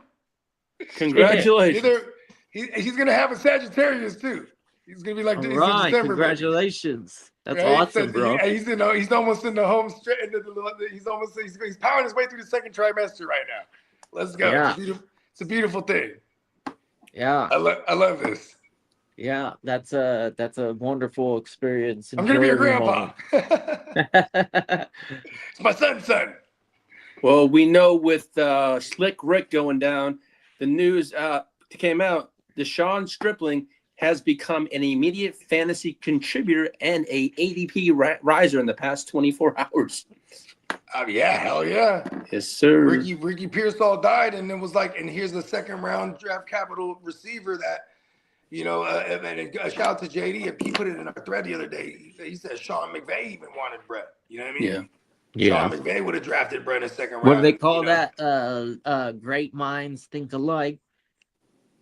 Yeah, I mean, we know how dope those coaches' eyes for talent is. You know what I mean? At least for fantasy purposes. I mean, like, here's the thing: it's hard to argue the numbers both those teams have recently been putting up. Think about this: you could argue, or it's these guys, it's these coaches' scheme. You put anyone in there, I would agree with that. But then, let alone when you put a talented ass receiver in that offense in those schemes, and then you get, okay, Brandon Ayuk, no matter what you think about him or how we all feel about him, put that aside. He had a 1,400-yard season when he finally came into his own in that offense. You know what I mean? Once he finally got a good quarterback throwing the ball, shout out to the Brock. You know what I mean? Like, and George people Kittle were is probably recognized, but people were probably scratching their head for pass catching tight end / full-time blocker. I mean, like George Kittle. He's really been the standard for a true tight end outside of Kelsey being a ball magnet, pause or whatever, or even Gronk in his day. Yeah, that's how long Kittle's been playing too. That's crazy. Yeah, he's been doing it for a minute. He was like a baby Gronk because he could throw fools out the club. How many times have you seen Gronk just like throw somebody right out the club? Just block them all the way to the sideline, just to hell. That's what you need as a tight end that's going up against some of those defensive ends in the NFL, man. That's no joke. Right. Yeah, and shout out to Kittle. He was like, what is he? He's only like 6'3", 6'2". What's up, Kamish? What up, Kamish? Shout out to the Craig. Well, shout out to the Ginger Ninja. Adrian Peterson enters the Vikings Ring of Honor on November 9th this year. That's what's up, man. Shout out to all day, man. AD.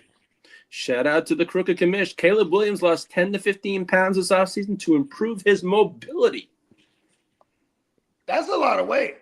You know. And the Buffalo Bills unveiled Nickel City alternate uniforms. I like the Jets' new helmet, Kitteh. Hey, Nickel City still exists? Yeah, they called their unveil Nickel City alternate uniforms. Yeah, but did y'all ever have Nickel City around y'all way? Yeah. And Chiefs offensive coordinator Hold on, Lee. Y'all ain't never had Nickel City? Mm-mm. It was an arcade, but like the gimmick was like, you know what I'm saying, you it's all nickels. So the games are The games were like either 10 cents, and the new games were like 15 Yeah, we had a cents. place in Massachusetts called Fun and Games that had all that stuff. Yeah. Yeah, no, I'm talking about Nickel City. No, I've never seen that. Okay. Because No, I always thought Nickel City I've never was just seen a that, Cali but we thing. had something similar to it though. That's what I'm saying. Like, it's Nickel City alternate jerseys. I was like, oh shit, Nickel City's like That's what they called their jerseys. Yeah. And as for Chiefs, Eric Benamy, he's left camp to focus on his wife's and his family situation going on. They probably call that place Nickel City as a nickname. What city? What jerseys were those? They're called the No, for what team? I mean, Nicholas City alternate uniforms. But for what team? The Buffalo Bills.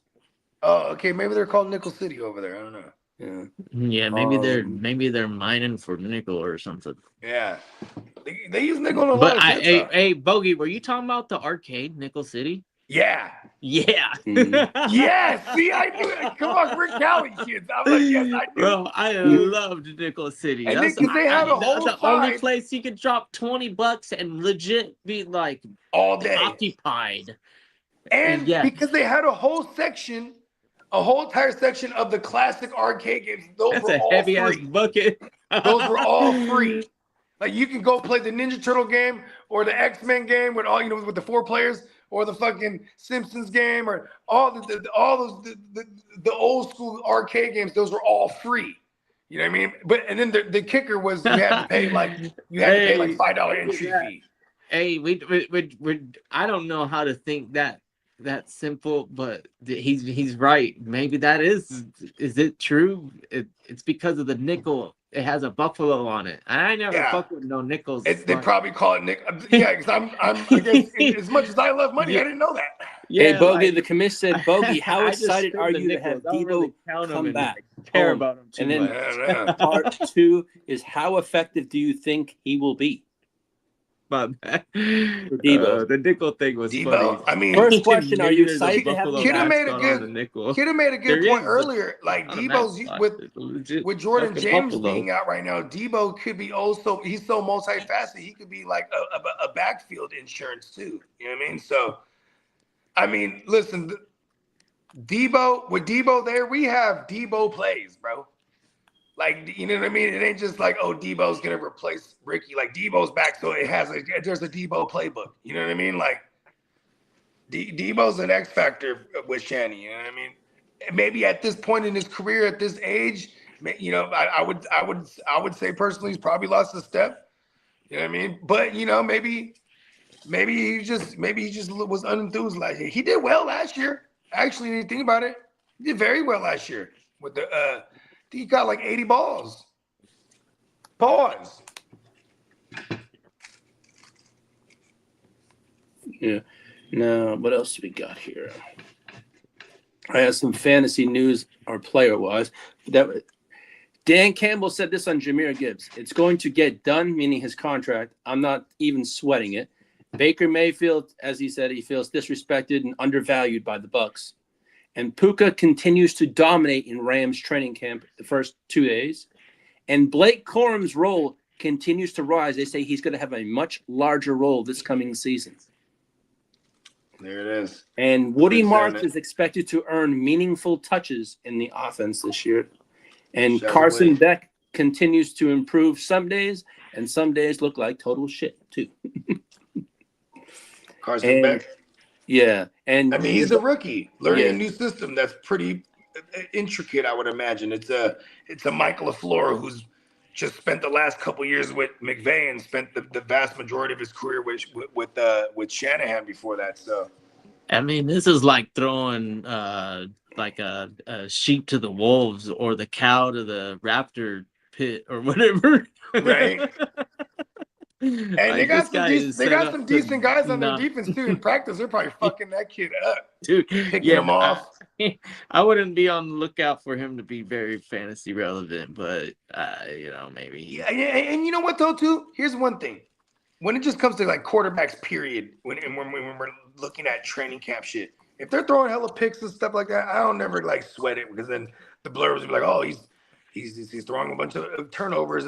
They're taking shots. It's training camp. They're trying things. You know what I mean? Like, you know what I'm saying? I don't ever really buy too much into it. But yeah, Carson Beck, he is a rookie, and I don't really expect too much. So Now, this last piece of news is Devon A-Chain said this. He believes Miami's offense will be run heavy, boosting his fantasy outlook. Well, yeah. You know what else is going to get boosted up? That stacked box percentage. Exactly. Hey, good for that kid, though, because here's the thing. Is like, man, if we can get him at a value, that would be dope. People are going to, he gets drafted so fucking high where it doesn't mitigate any of the risk. But, like, as long as he doesn't lose his... he's one of the more likely home run hitters of the week. So, yeah. I mean, if you stack a box and you get through that shit somehow, boom, you're gone. No one's stopping you. Also, the Rams have adjusted Matthew Stafford on a lighter practice schedule, just like they did with Justin Herbert. He's going to get a day off here and there and just have lighter schedules. Why did Justin Herbert get in that conversation right now?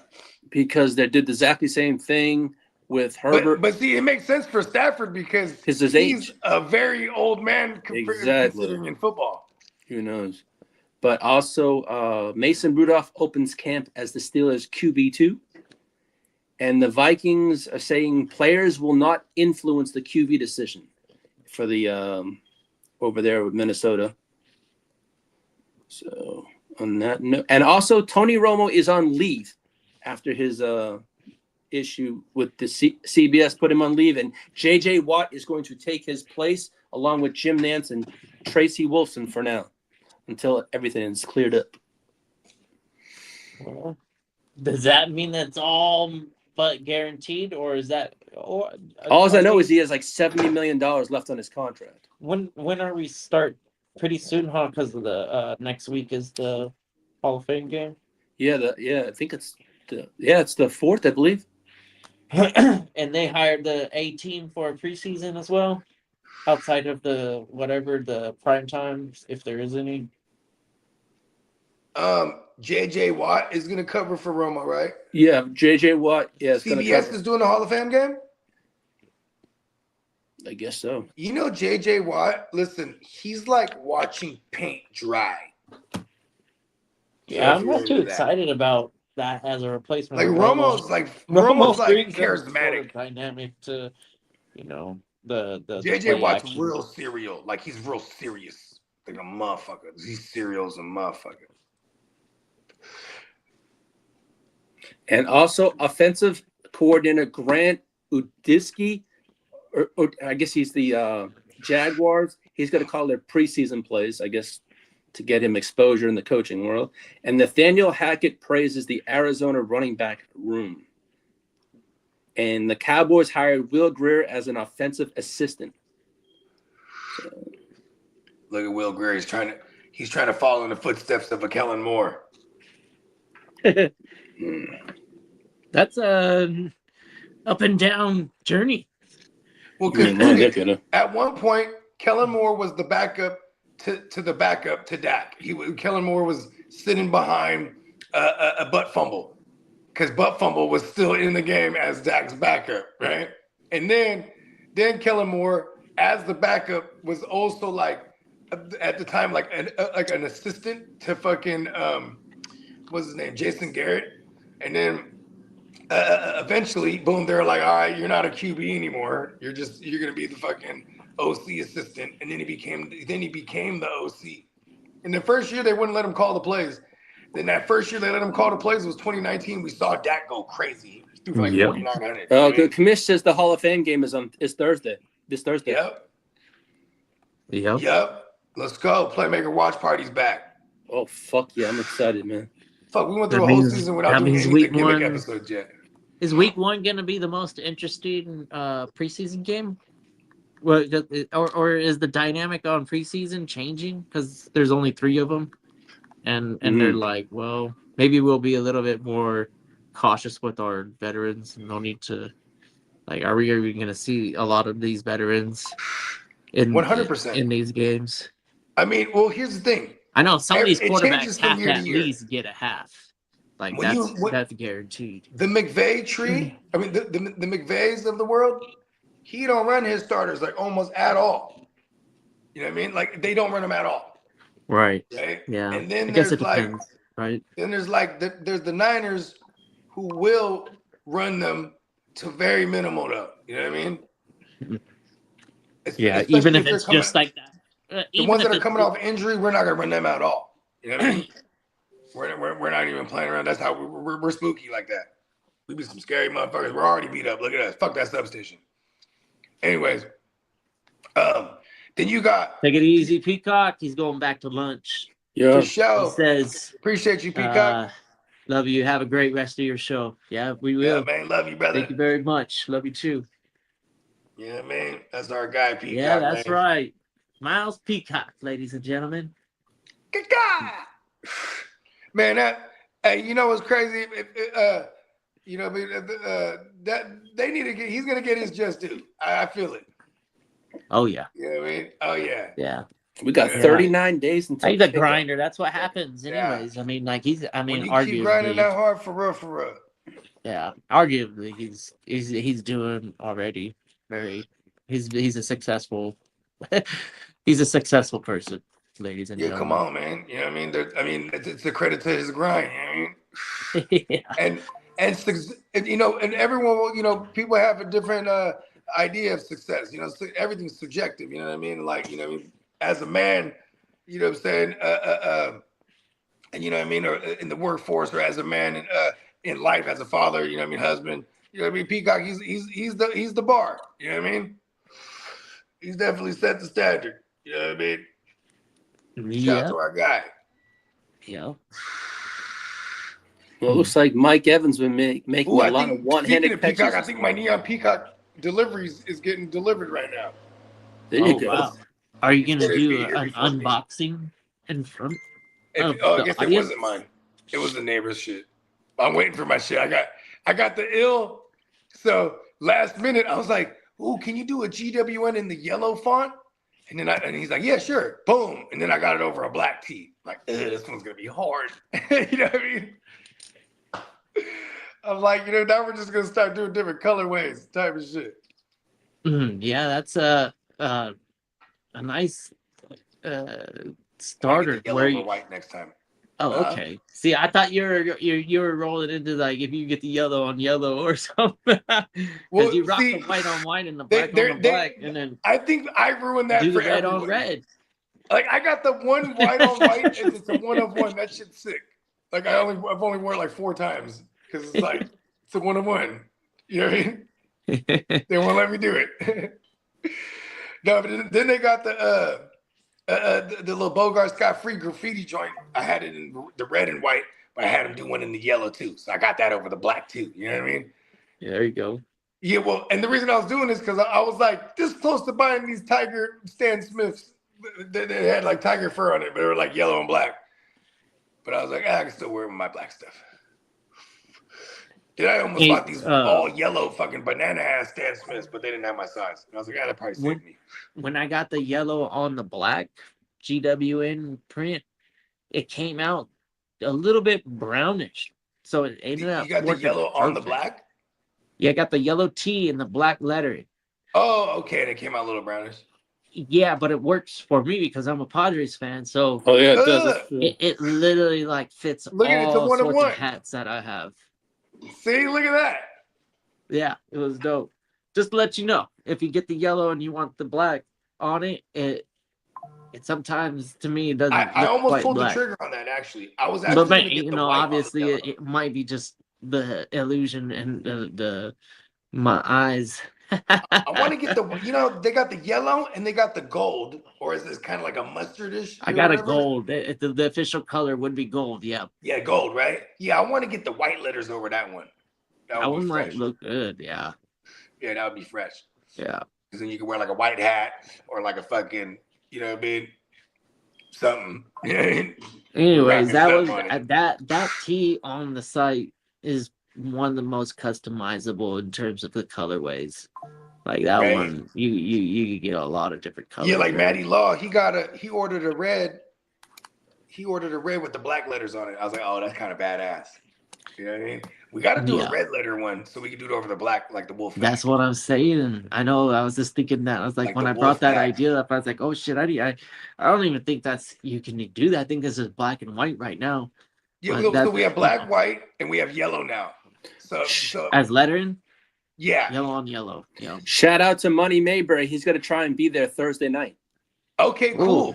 Yeah, He so right because on. I already think locked he in has with them. court. If he Join the doesn't party. have court, if he doesn't Yeah, have, if he doesn't, he's have- staying with us though.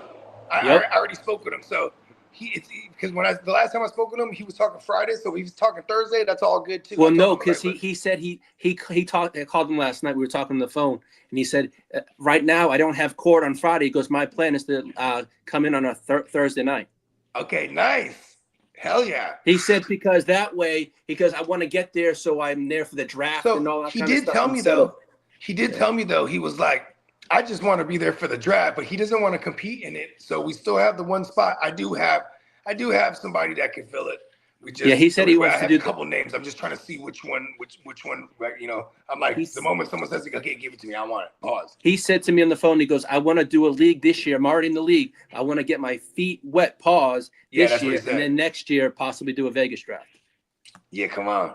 So, Hey, but he's in it for the good time, and just like a Matty Law, just like we got my boy AG, we got a bunch of cats that just come out to party and just have a good time. You know what I mean? yeah, he's With the homies. I'll tell you one thing. He goes, "Man, I'm looking forward to it. I had such a blast last year. I can't wait to have more fun this year." Him and I both. You know what I mean? I'm pretty sure we all have the same sentiment. This is it's our literal boys trip every year. Yes, you know what I mean? sir. While we go through the, for some that might consider mundane or monotonous everyday go-abouts, or for some, you know what I mean? Maybe they are very traveled, and for me, you know what I mean? It's more the latter, where like I'm, or more the other way, whereas, you know what I mean? Just the everyday routine. It's not quite as mundane as I would say, as I do like my everyday go-abouts.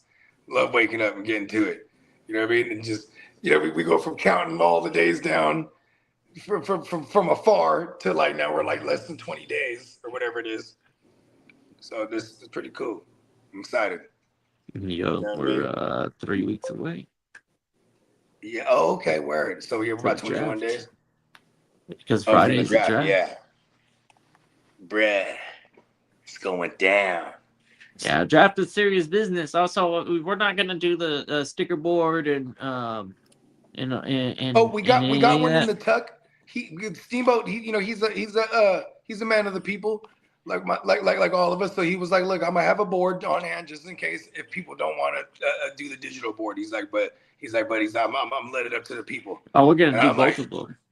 Yeah, but that digital board is gonna be badass. I already know it. You know what I mean? Is it? What do you mean digital board? Is it actual hardware? No, so like we'll have the TVs up, right? And we're using it, boom, with the laptop, and then you have one person controlling it. You know what I mean? It goes and you have all the names and the categories. You know what I mean? And then you know what I'm saying? If motherfuckers could sign in on their phone if they want to look at the list of names that are available. You know what I mean? I gotta check this out. Or they can just follow along on the board. You know what I mean?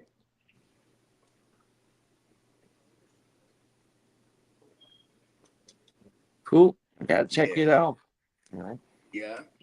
But yeah, man. You know what I'm saying? We could put a ball on this one. Yeah. You know what I mean? Yeah, you guys already know neonpeacockmerch.com. Let them know what you got going, Lee. I'm pretty sure you got like 8 shows today. No, I already took care of a power hour this week. So let's see. This is all. This is news to some of the people in the league. This is just something that I'm bringing up because I just learned it too. And looks like Derek is real quick. Is it still no phone and paper and pencil pen only? Like, what does that mean? Like, we have to bring our own pen and pencil. Oh, I thought Diamond Joe was saying that tongue in cheek. No, he was. He said it's up to you if you want to bring. I'm coming with everything in my phone this year. Oh, I mean, no, yeah. Bring your own weapons of mass destruction. You know what I mean? Okay. Yeah. So it's not going to be on a sleeper. What he meant to say. I have internet access. Diamond Joseph says you must come prepared. Yeah. Okay. Cool. Yeah. What he means ultimately is there's going to be no internet sleeper access, and I couldn't use my phone or something. I was like, God damn it! All right, this is gonna be weird, but I'll do it. Whatever. Let's get serious. No. What he means is there's not going to be a sleeper to the draft while we're going in real time like it was last year because everyone was doing that, and he didn't realize it was on, so he cut it off after he's like. Everyone be prepared. Like, you know what I mean? Is what he's saying. You know what I mean? Oh, I've been grinding. So not, So it's not I because mean, when we yeah, I had it know. when it was Yeah. going on the sleeper last year, and we're at a live draft. It was kind of defeating the purpose of like because everyone was just looking at it's like drafting, like doing a mock draft or not a mock draft, like doing a online draft, but we're just having to be in person type of shit. You know what I mean? So and the digital board is just the same thing as stickers and stuff, just minus stickers. You know what I mean? But he created the shit. But like during the draft, I'm still gonna go on Sleeper and look at my teams. Yeah, that's and look fine. at everything. Yeah, that's fine. Yeah, that's cool. That's fun. Yeah. That's way different from me putting a bunch of shit on a piece of paper. I don't want to do that. I got plenty of teams built and stuff that are like, oh yeah, I can use that as a whatever, a gauge. Yeah, this AJ too. AJ, he be doing the wild videos and shit for his business. So I'm excited because he's like, I'll get you that video by the end of the week. So I'm gonna remind him today. Like, yeah, I need that video. You know what I mean? All right. He might already have it in the tuck because you know what I mean. Everybody's cutting their little promos, but I was like, some of us are using like AI or just or some of us are just doing simple videos. Oh, and he's like, I got some. Because he got a whole green screen room and he be doing like characters and shit and he has costumes. I'm like, give me one of them characters, man. You know what I mean? The West Side League is still going to be played through Sleeper, right? Of course. Yeah, so during the draft, are we going to update Sleeper at the same time? I'm pretty sure if Diamond Joe's like, I mean, it might be an after the fact thing, but I'm pretty sure that his app too might feed it in real time. I think his app is. What about the I Know Ball app? Which that's one's that interesting. for? That's pretty cool. I think he was saying something like that. Yeah. Oh. Man, this is gonna be amazing. We got our own app. We got our own fucking like compound. This is gonna be fucking and the app, like, next is, level. Because we're gonna be live drafting. Listen, we're live drafting. We got Art hosting it. Like the way I'm envisioning it is like we got everybody right here. Then there's the screens, and then we got the operator for the screens, which would be Diamond Joe. I'm pretty sure, on the side, and then we got goddamn Art just announcing the picks. People come up, I want such and such. Boom, Art announces the pick, goes up on the board, and then go to the testimony, talk to Bones. Boom, you know what I mean? I agree, Derek. It's a relief not having to go the whole distance on a whole like West Side League draft, because that ain't no like, oh man, I'm gonna approach this not prepared type of draft. we got a lot of savages, and they're coming far and wide. We come far and wide for this one. The championship on this one, it's like the FIFA World Cup of fantasy football. Come on. Bro, this is gonna be seriously one of the best leagues I ever ever. I mean, there's nothing like the live with. draft, especially with the homies. We got good food, we got some drinks, good times. Hey, you know what I mean? It's shout out. It's year 2 of doing this with the West Side, so I'm pretty sure this is gonna be a thing here on the got bigger in year 2. Pause. You get to look forward to some draft content. Yeah, we give you the content to be successful in a draft, and the content to keep you focused and ahead of the game when it comes to the waivers. That first 5 weeks, those are usually difference maker pickups, and more often than not, I find myself measuring out the success where you gotta pay attention to the names that were dropped for some of the popular players. Sometimes you'll be able to score a name and not even expect them to be in the waiver discussion because somebody's anticipating a running back gaining that RB2 is awfully enticing, and that running back group, it shuffles around that waiver period with the running backs. Shoot, let's talk about business. Look, it's good to have a game plan. It's not out of the question to draft a team with that mentality. Derek. If for some reason you can, I know not every league is rotating, but if you get into a rotating waivers, and you end up having that position where you can get one of these guys off the waivers and they solidify that position of weakness that you drafted. RB2 is probably the easiest one in my eyes. I know it's not the popular way to do it. A lot of people, it's been this way for a long time, and it's the trend is doing the double hero RB. But I'm opposite. I'm doing the wide receivers. I'm gonna stay steady with the wide receiver heavy. If I have a trio of wide receivers as my starting lineup, like especially if that's the requirement, which is a Yahoo setup, right? They give you 3, whereas in ESPN they gave you 2, and then but in Yahoo they gave you 3 out of the go. I still think that I had a lot of success just going, okay, I'm gonna bully the league with the top receivers ever since like I started playing fantasy. And the whole time I've been playing, this double hero RB has been the top of the town. It's like, oh yeah, you got to get the double hero.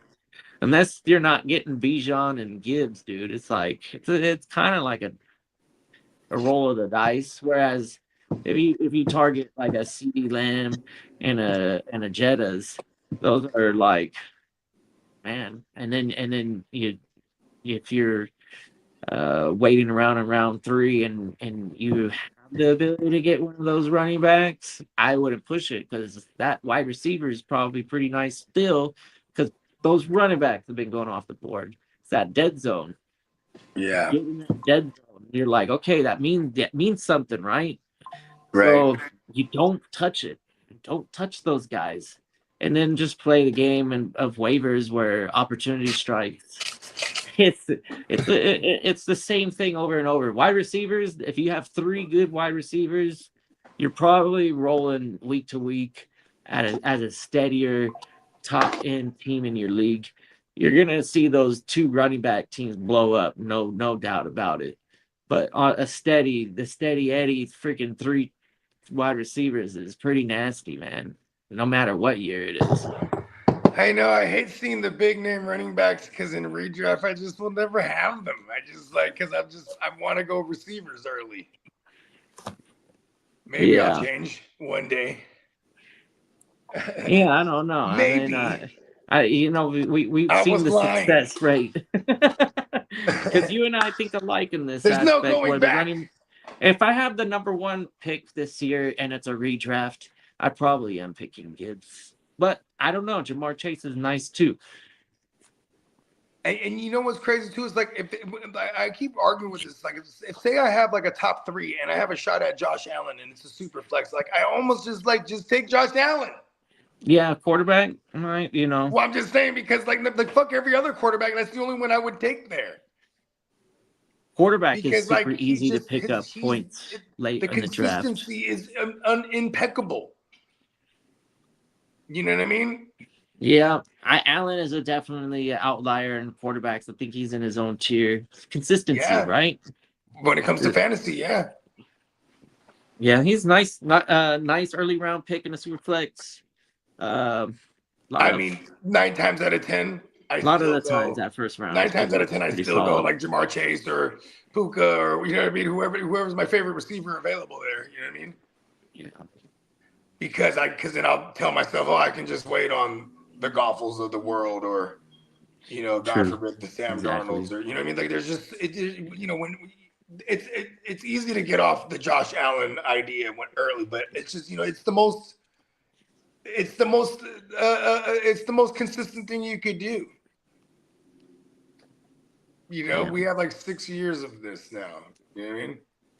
It is pretty wild to see those types of numbers being put up. Yeah. And realize he actually had like a down year for passing wise this past year.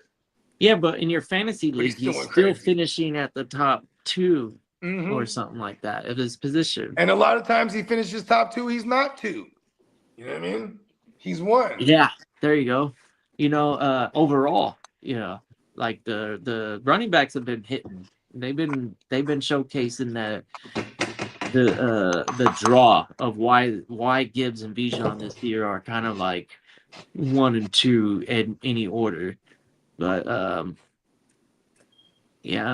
McCaffrey, the hype is probably real because his ADP slipped. Like, I don't think he's inside the top 7. Listen, I love that. Yeah. That's where I would go. That's where I would go running back too. Running back back 8. If I'm in the middle, McCaffrey at the 8. Yeah, like if say I missed out on those receivers, like see, it's gonna like I would take McCaffrey over Jefferson. I would take McCaffrey over, Taylor. I would take McCaffrey over because I'm not scared of the risk, right? Because the upside is way too rewarding. You know what I mean? But then there's also like what's Brad's name? Say like I'm in like McBride, right? That's another one like where I see people like McBride and CMC they're going at the back of these first rounds on the 1-2 turnaround, and like I'm not mad at anyone for taking McBride there either. Positional dominance at a you know what I mean? Then even in the 2-3 turnaround, you have a little discounted version of a high end with Brock Bowers, right? Because then that's another thing too is like those guys aren't going to be any kind of discount this year. No, they're not going discounted. No, fuck no. Like you got to pay up in those top 3 to get them motherfuckers for sure. I wonder if it'll set a trend in a lot of drafts, and all of a sudden you'll see like Tyler Warren off the board, and you're like, whoa, what's going on with the tight ends? All of a sudden, and then all of a sudden more tight ends start falling. You're like, oh no, shit, do I jump and get a tight end? But I don't know. At that point, I just stay with the game plan. Get the fucking the bums. Yeah, I'll target all the flyers. Let the positional advantage in your I'll just draft. Take Dalton Schultz and be like, fuck it. Yeah, that's an optimal. I'll just take Dalton Schultz with my last pick. But I'm not mad at taking McBride or Bowers. I think they're respectable assets that they probably are valuable enough to pay off for their draft. But and I say that not lightly because these guys are capable of like 1,400 through the air and all sorts of touchdowns. So that's a great season. There's not a lot of receivers doing that. You know what I mean? And having that positional advantage is why a lot of Kelsey owners had championships. Yeah. I mean, and then it got to a point where like, we wanted that security that we felt. So he was going up like as early as the first round. I mean, shit, I was guilty of it that one year. And then that shit fucked me because he got hurt. Otherwise, it would have been just one of the safest picks you could make. I mean, that's the thing, too. We run the risk of any of these players getting hurt. It's not in our control, any of this, at the end of the day. But, you know what I'm saying? CMC, definitely a value. There's people that are scared of him. This is what I hate. We live in Niner country, even at the West Side League. So there might be somebody who unnecessarily pulls him up. Like, you know what I mean? Yeah. There might be somebody like top 3 and goes, fucking CMC, and like, there goes, you know what I mean? But here's the thing. I feel like CMC, anything outside of the top 5, 6 even, CMC is a value. Yeah. Because if he doesn't die, he's finishing top 3, and he's not 3. You know what I mean? Do you take him over CeeDee Lamb? I would take him over CeeDee Lamb because I'm going to get receptions out of CMC too. You know what I mean? Like that's probably the only reason I would even consider him like a running back period is because he's going to catch a ton of balls. Pause. Like so is Gibbs and Bijan. That's why they're up there, right?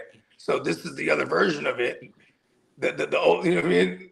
But he's just people are scared of him because of the injuries. Yeah, and then the age because he is on the other side of 30 this season, so it's a fact.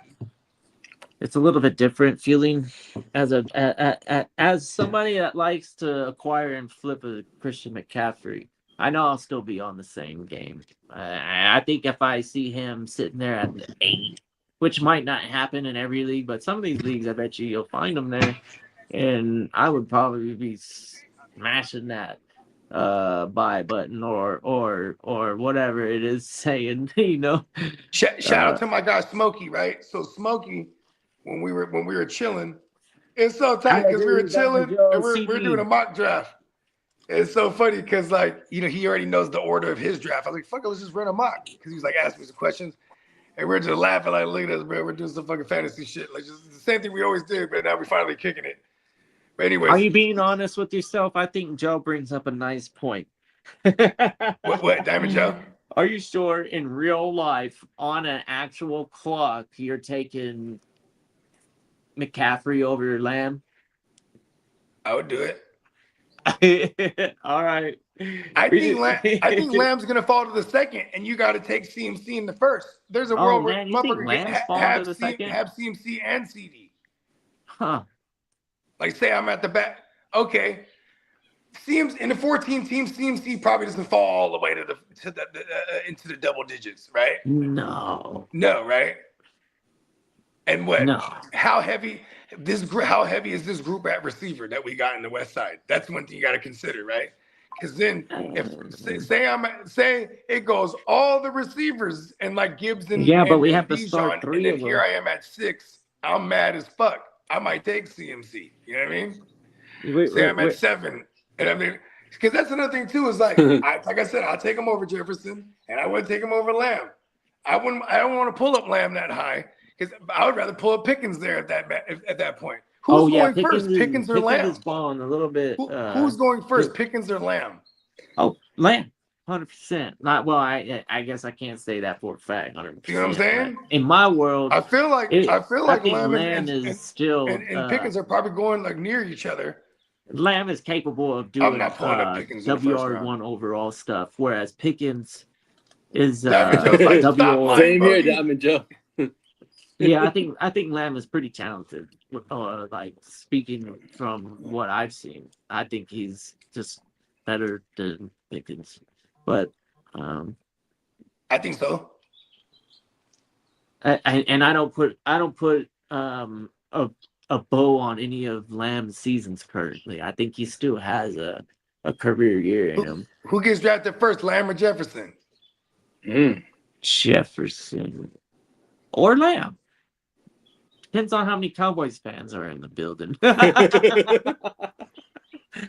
No, but Jettas has really have a tainted. But some people also like to believe that Kyler has something in him, and I'm not one of those guys. Hey, it's crazy. I made one mistake in fantasy recently, and it was drafting Kyler Murray.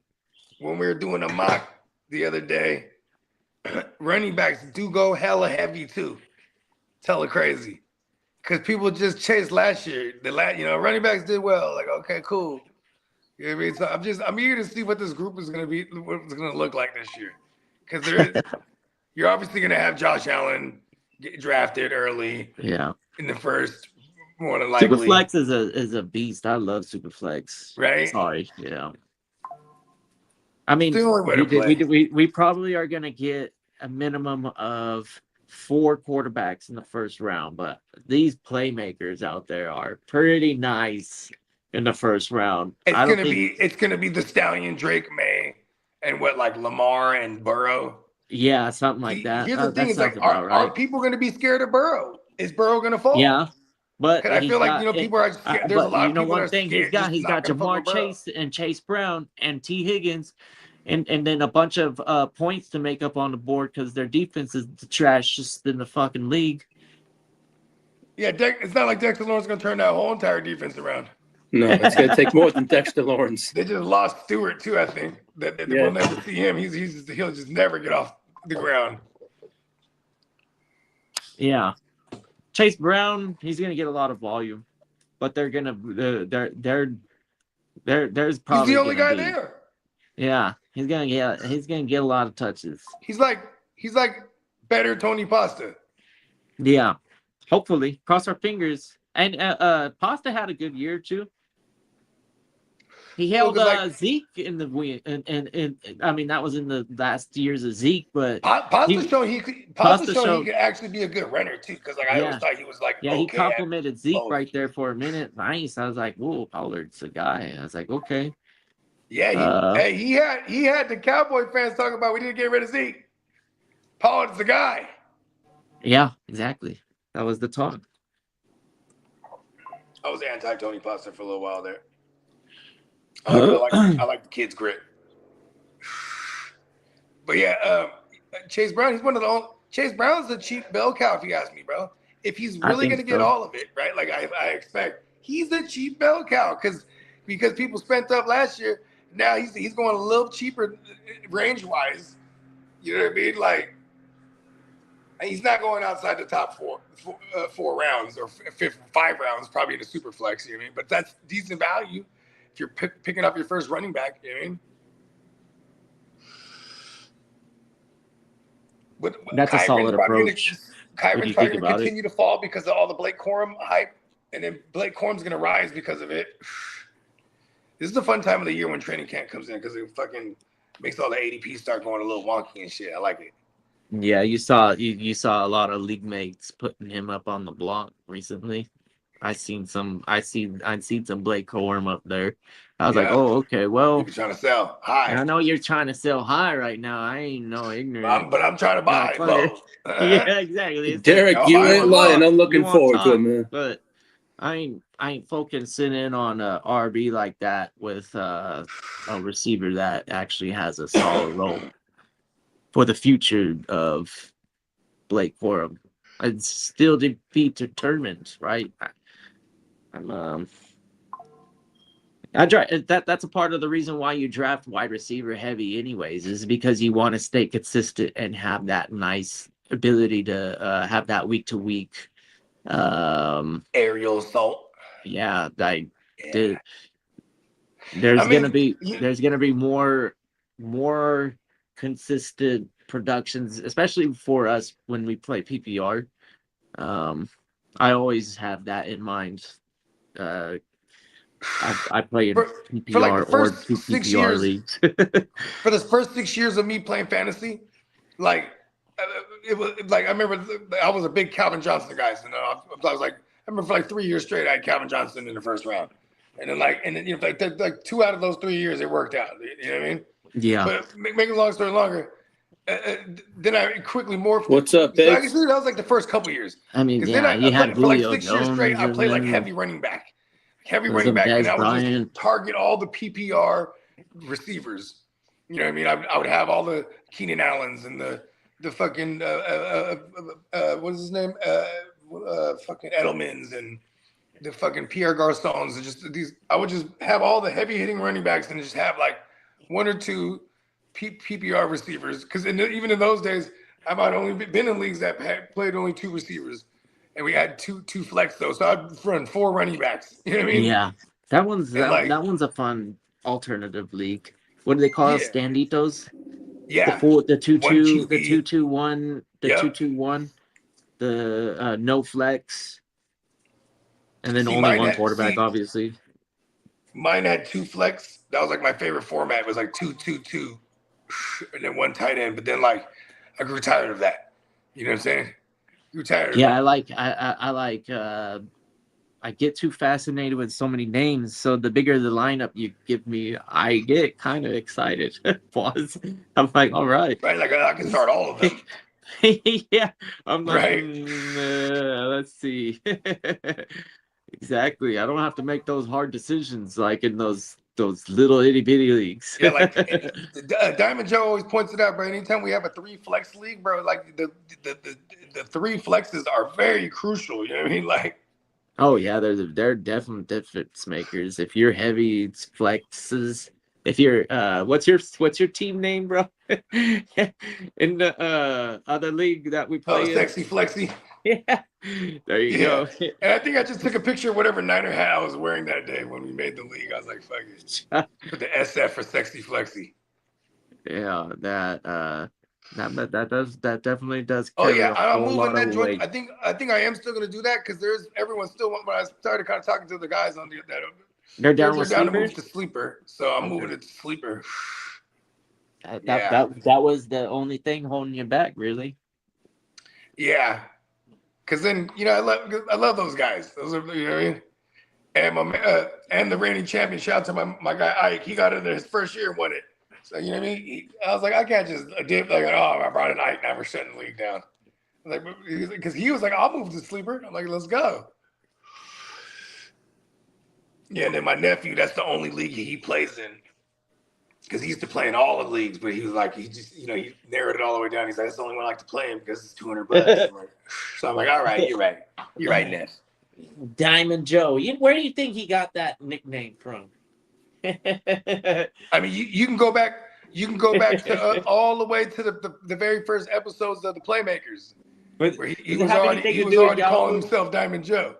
Does it have anything to do with Yahoo and having a diamond, whatever the symbol? Yes. Yeah, he's a multi-time diamond award winner. Here he goes. He says another one bites the dust. He's like, if anybody's gonna simp on the Yahoo, it's gonna be Diamond Joe. I mean, there was a lot of half that league refused to play in any other league, but now now a couple of them are like, yeah, I'll play. So if I have to find some spots, it'll be easier for sleeper. Like, because even Clock was like, I'll play in the TFL.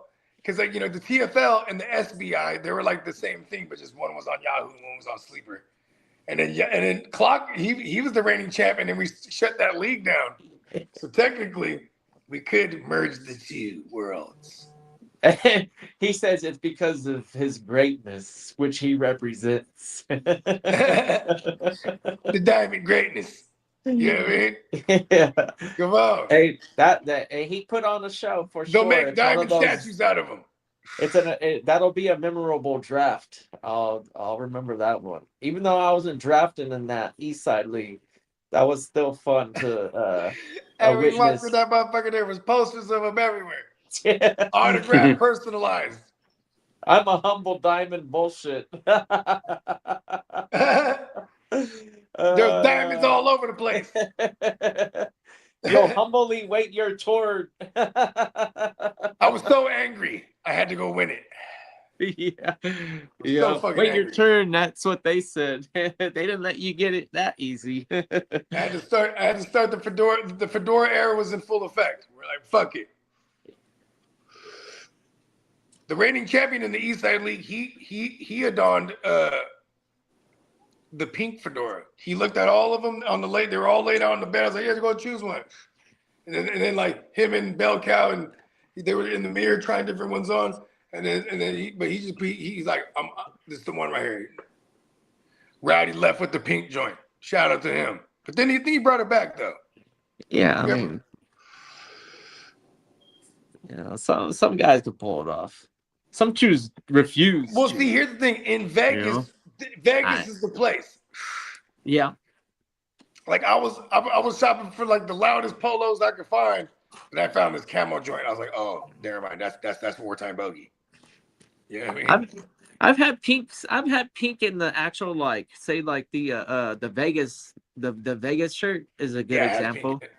Yep. Right. But I don't think I ever had a pink shirt. Not saying there's anything wrong with it, but I don't think I'm pulling off the pink. I've never done the pink either, but I've done the salmon, which you know what I mean, and I've done that's an offshoot, yeah. And I've done peach, but I'm a big purple guy. For years I had a purple section in my closet, but I don't know what but they're all about. they were all the same thing. It was all purple button ups and purple polos, and you know what I mean. I don't know what it is about that color, but they say that's the royal color. Is purple is a Peacock, royal he color? Got the new premium site like that.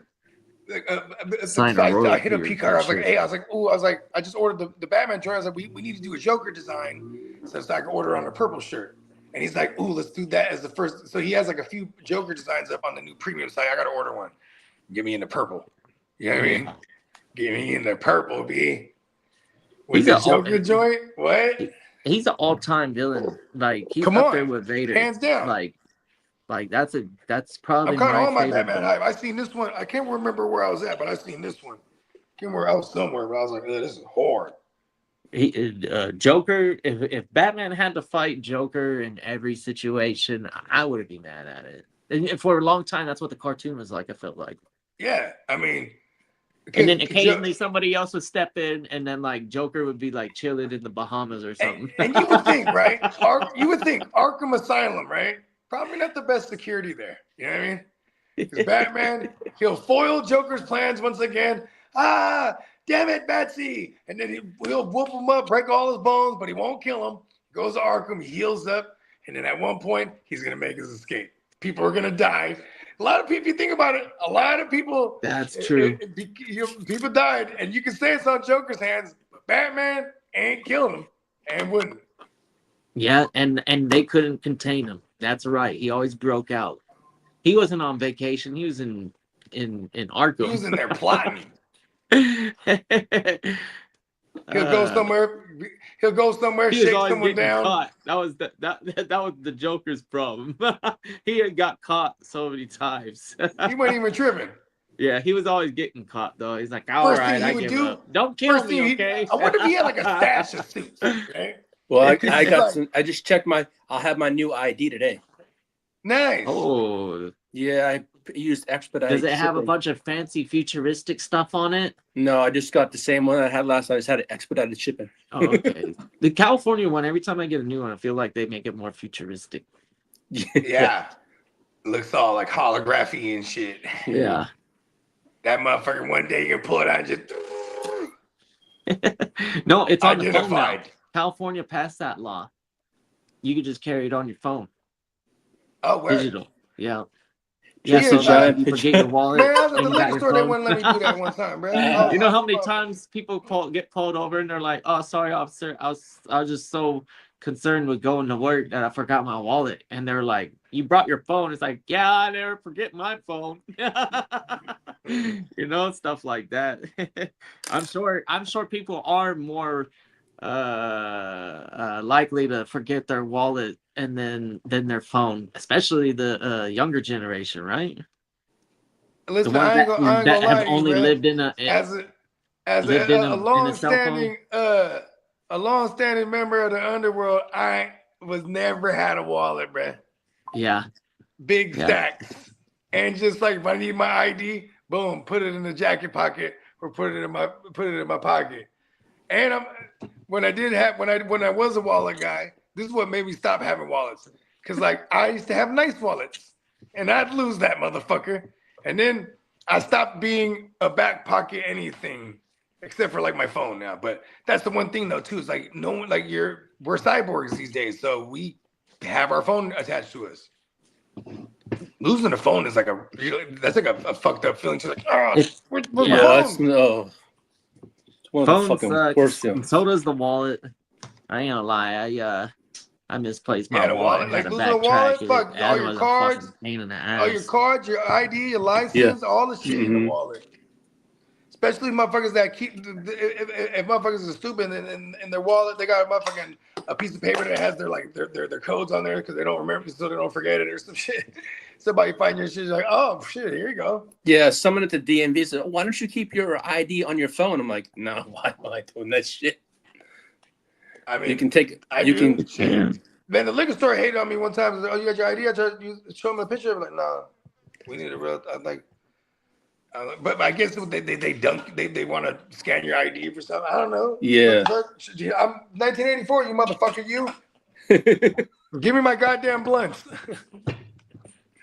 And they didn't give it to me. I had to fucking come back and shit. Yeah, that's kind of cool though. I'm trying to tell y'all. About that time, you guys want to close it up? Yeah, we could do it, man. Let's close that thing out. You already know NeonPeacockMerch.com. And also head on over. I see that Guchinni just posted a new video, so head on over and check out his stuff. Definitely check out all the exclusive content at the Heart to Start, man. Shout out to the fella. You know what I mean? Definitely gonna get y'all ready and geared up for redraft season, because we are deep in redraft season. You know what I mean? So definitely tap in with the fella. And shout out to Heart to Start Kev over there too. You know what I mean? And the countdown to Vegas continues, baby. Let's go. You fellas have a wonderful weekend. Kitteh, Bogey, JD, and everyone out there, have a wonderful weekend. Yeah, that's right. Peace, y'all. Sure, everybody have a great weekend, man. Everybody be safe.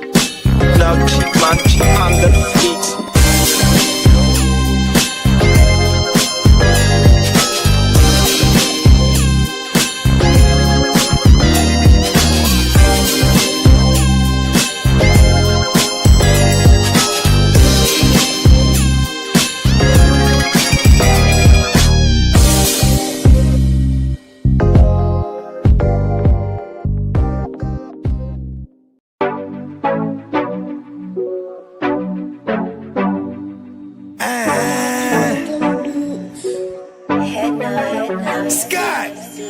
Yeah, let me quarterback this. We came a long way from throwing money in the mattress. I played a long game to get rich. They say the game is a bitch, but the bitch is the baddest. Bowie Scott Flame won't change my name like I'm Cassius. Keep flame cause I'm cautious. I'll burn you to ashes. Double cross the bosses and get hit with the ratchet. Can't fuck with suckers, that shit is contagious.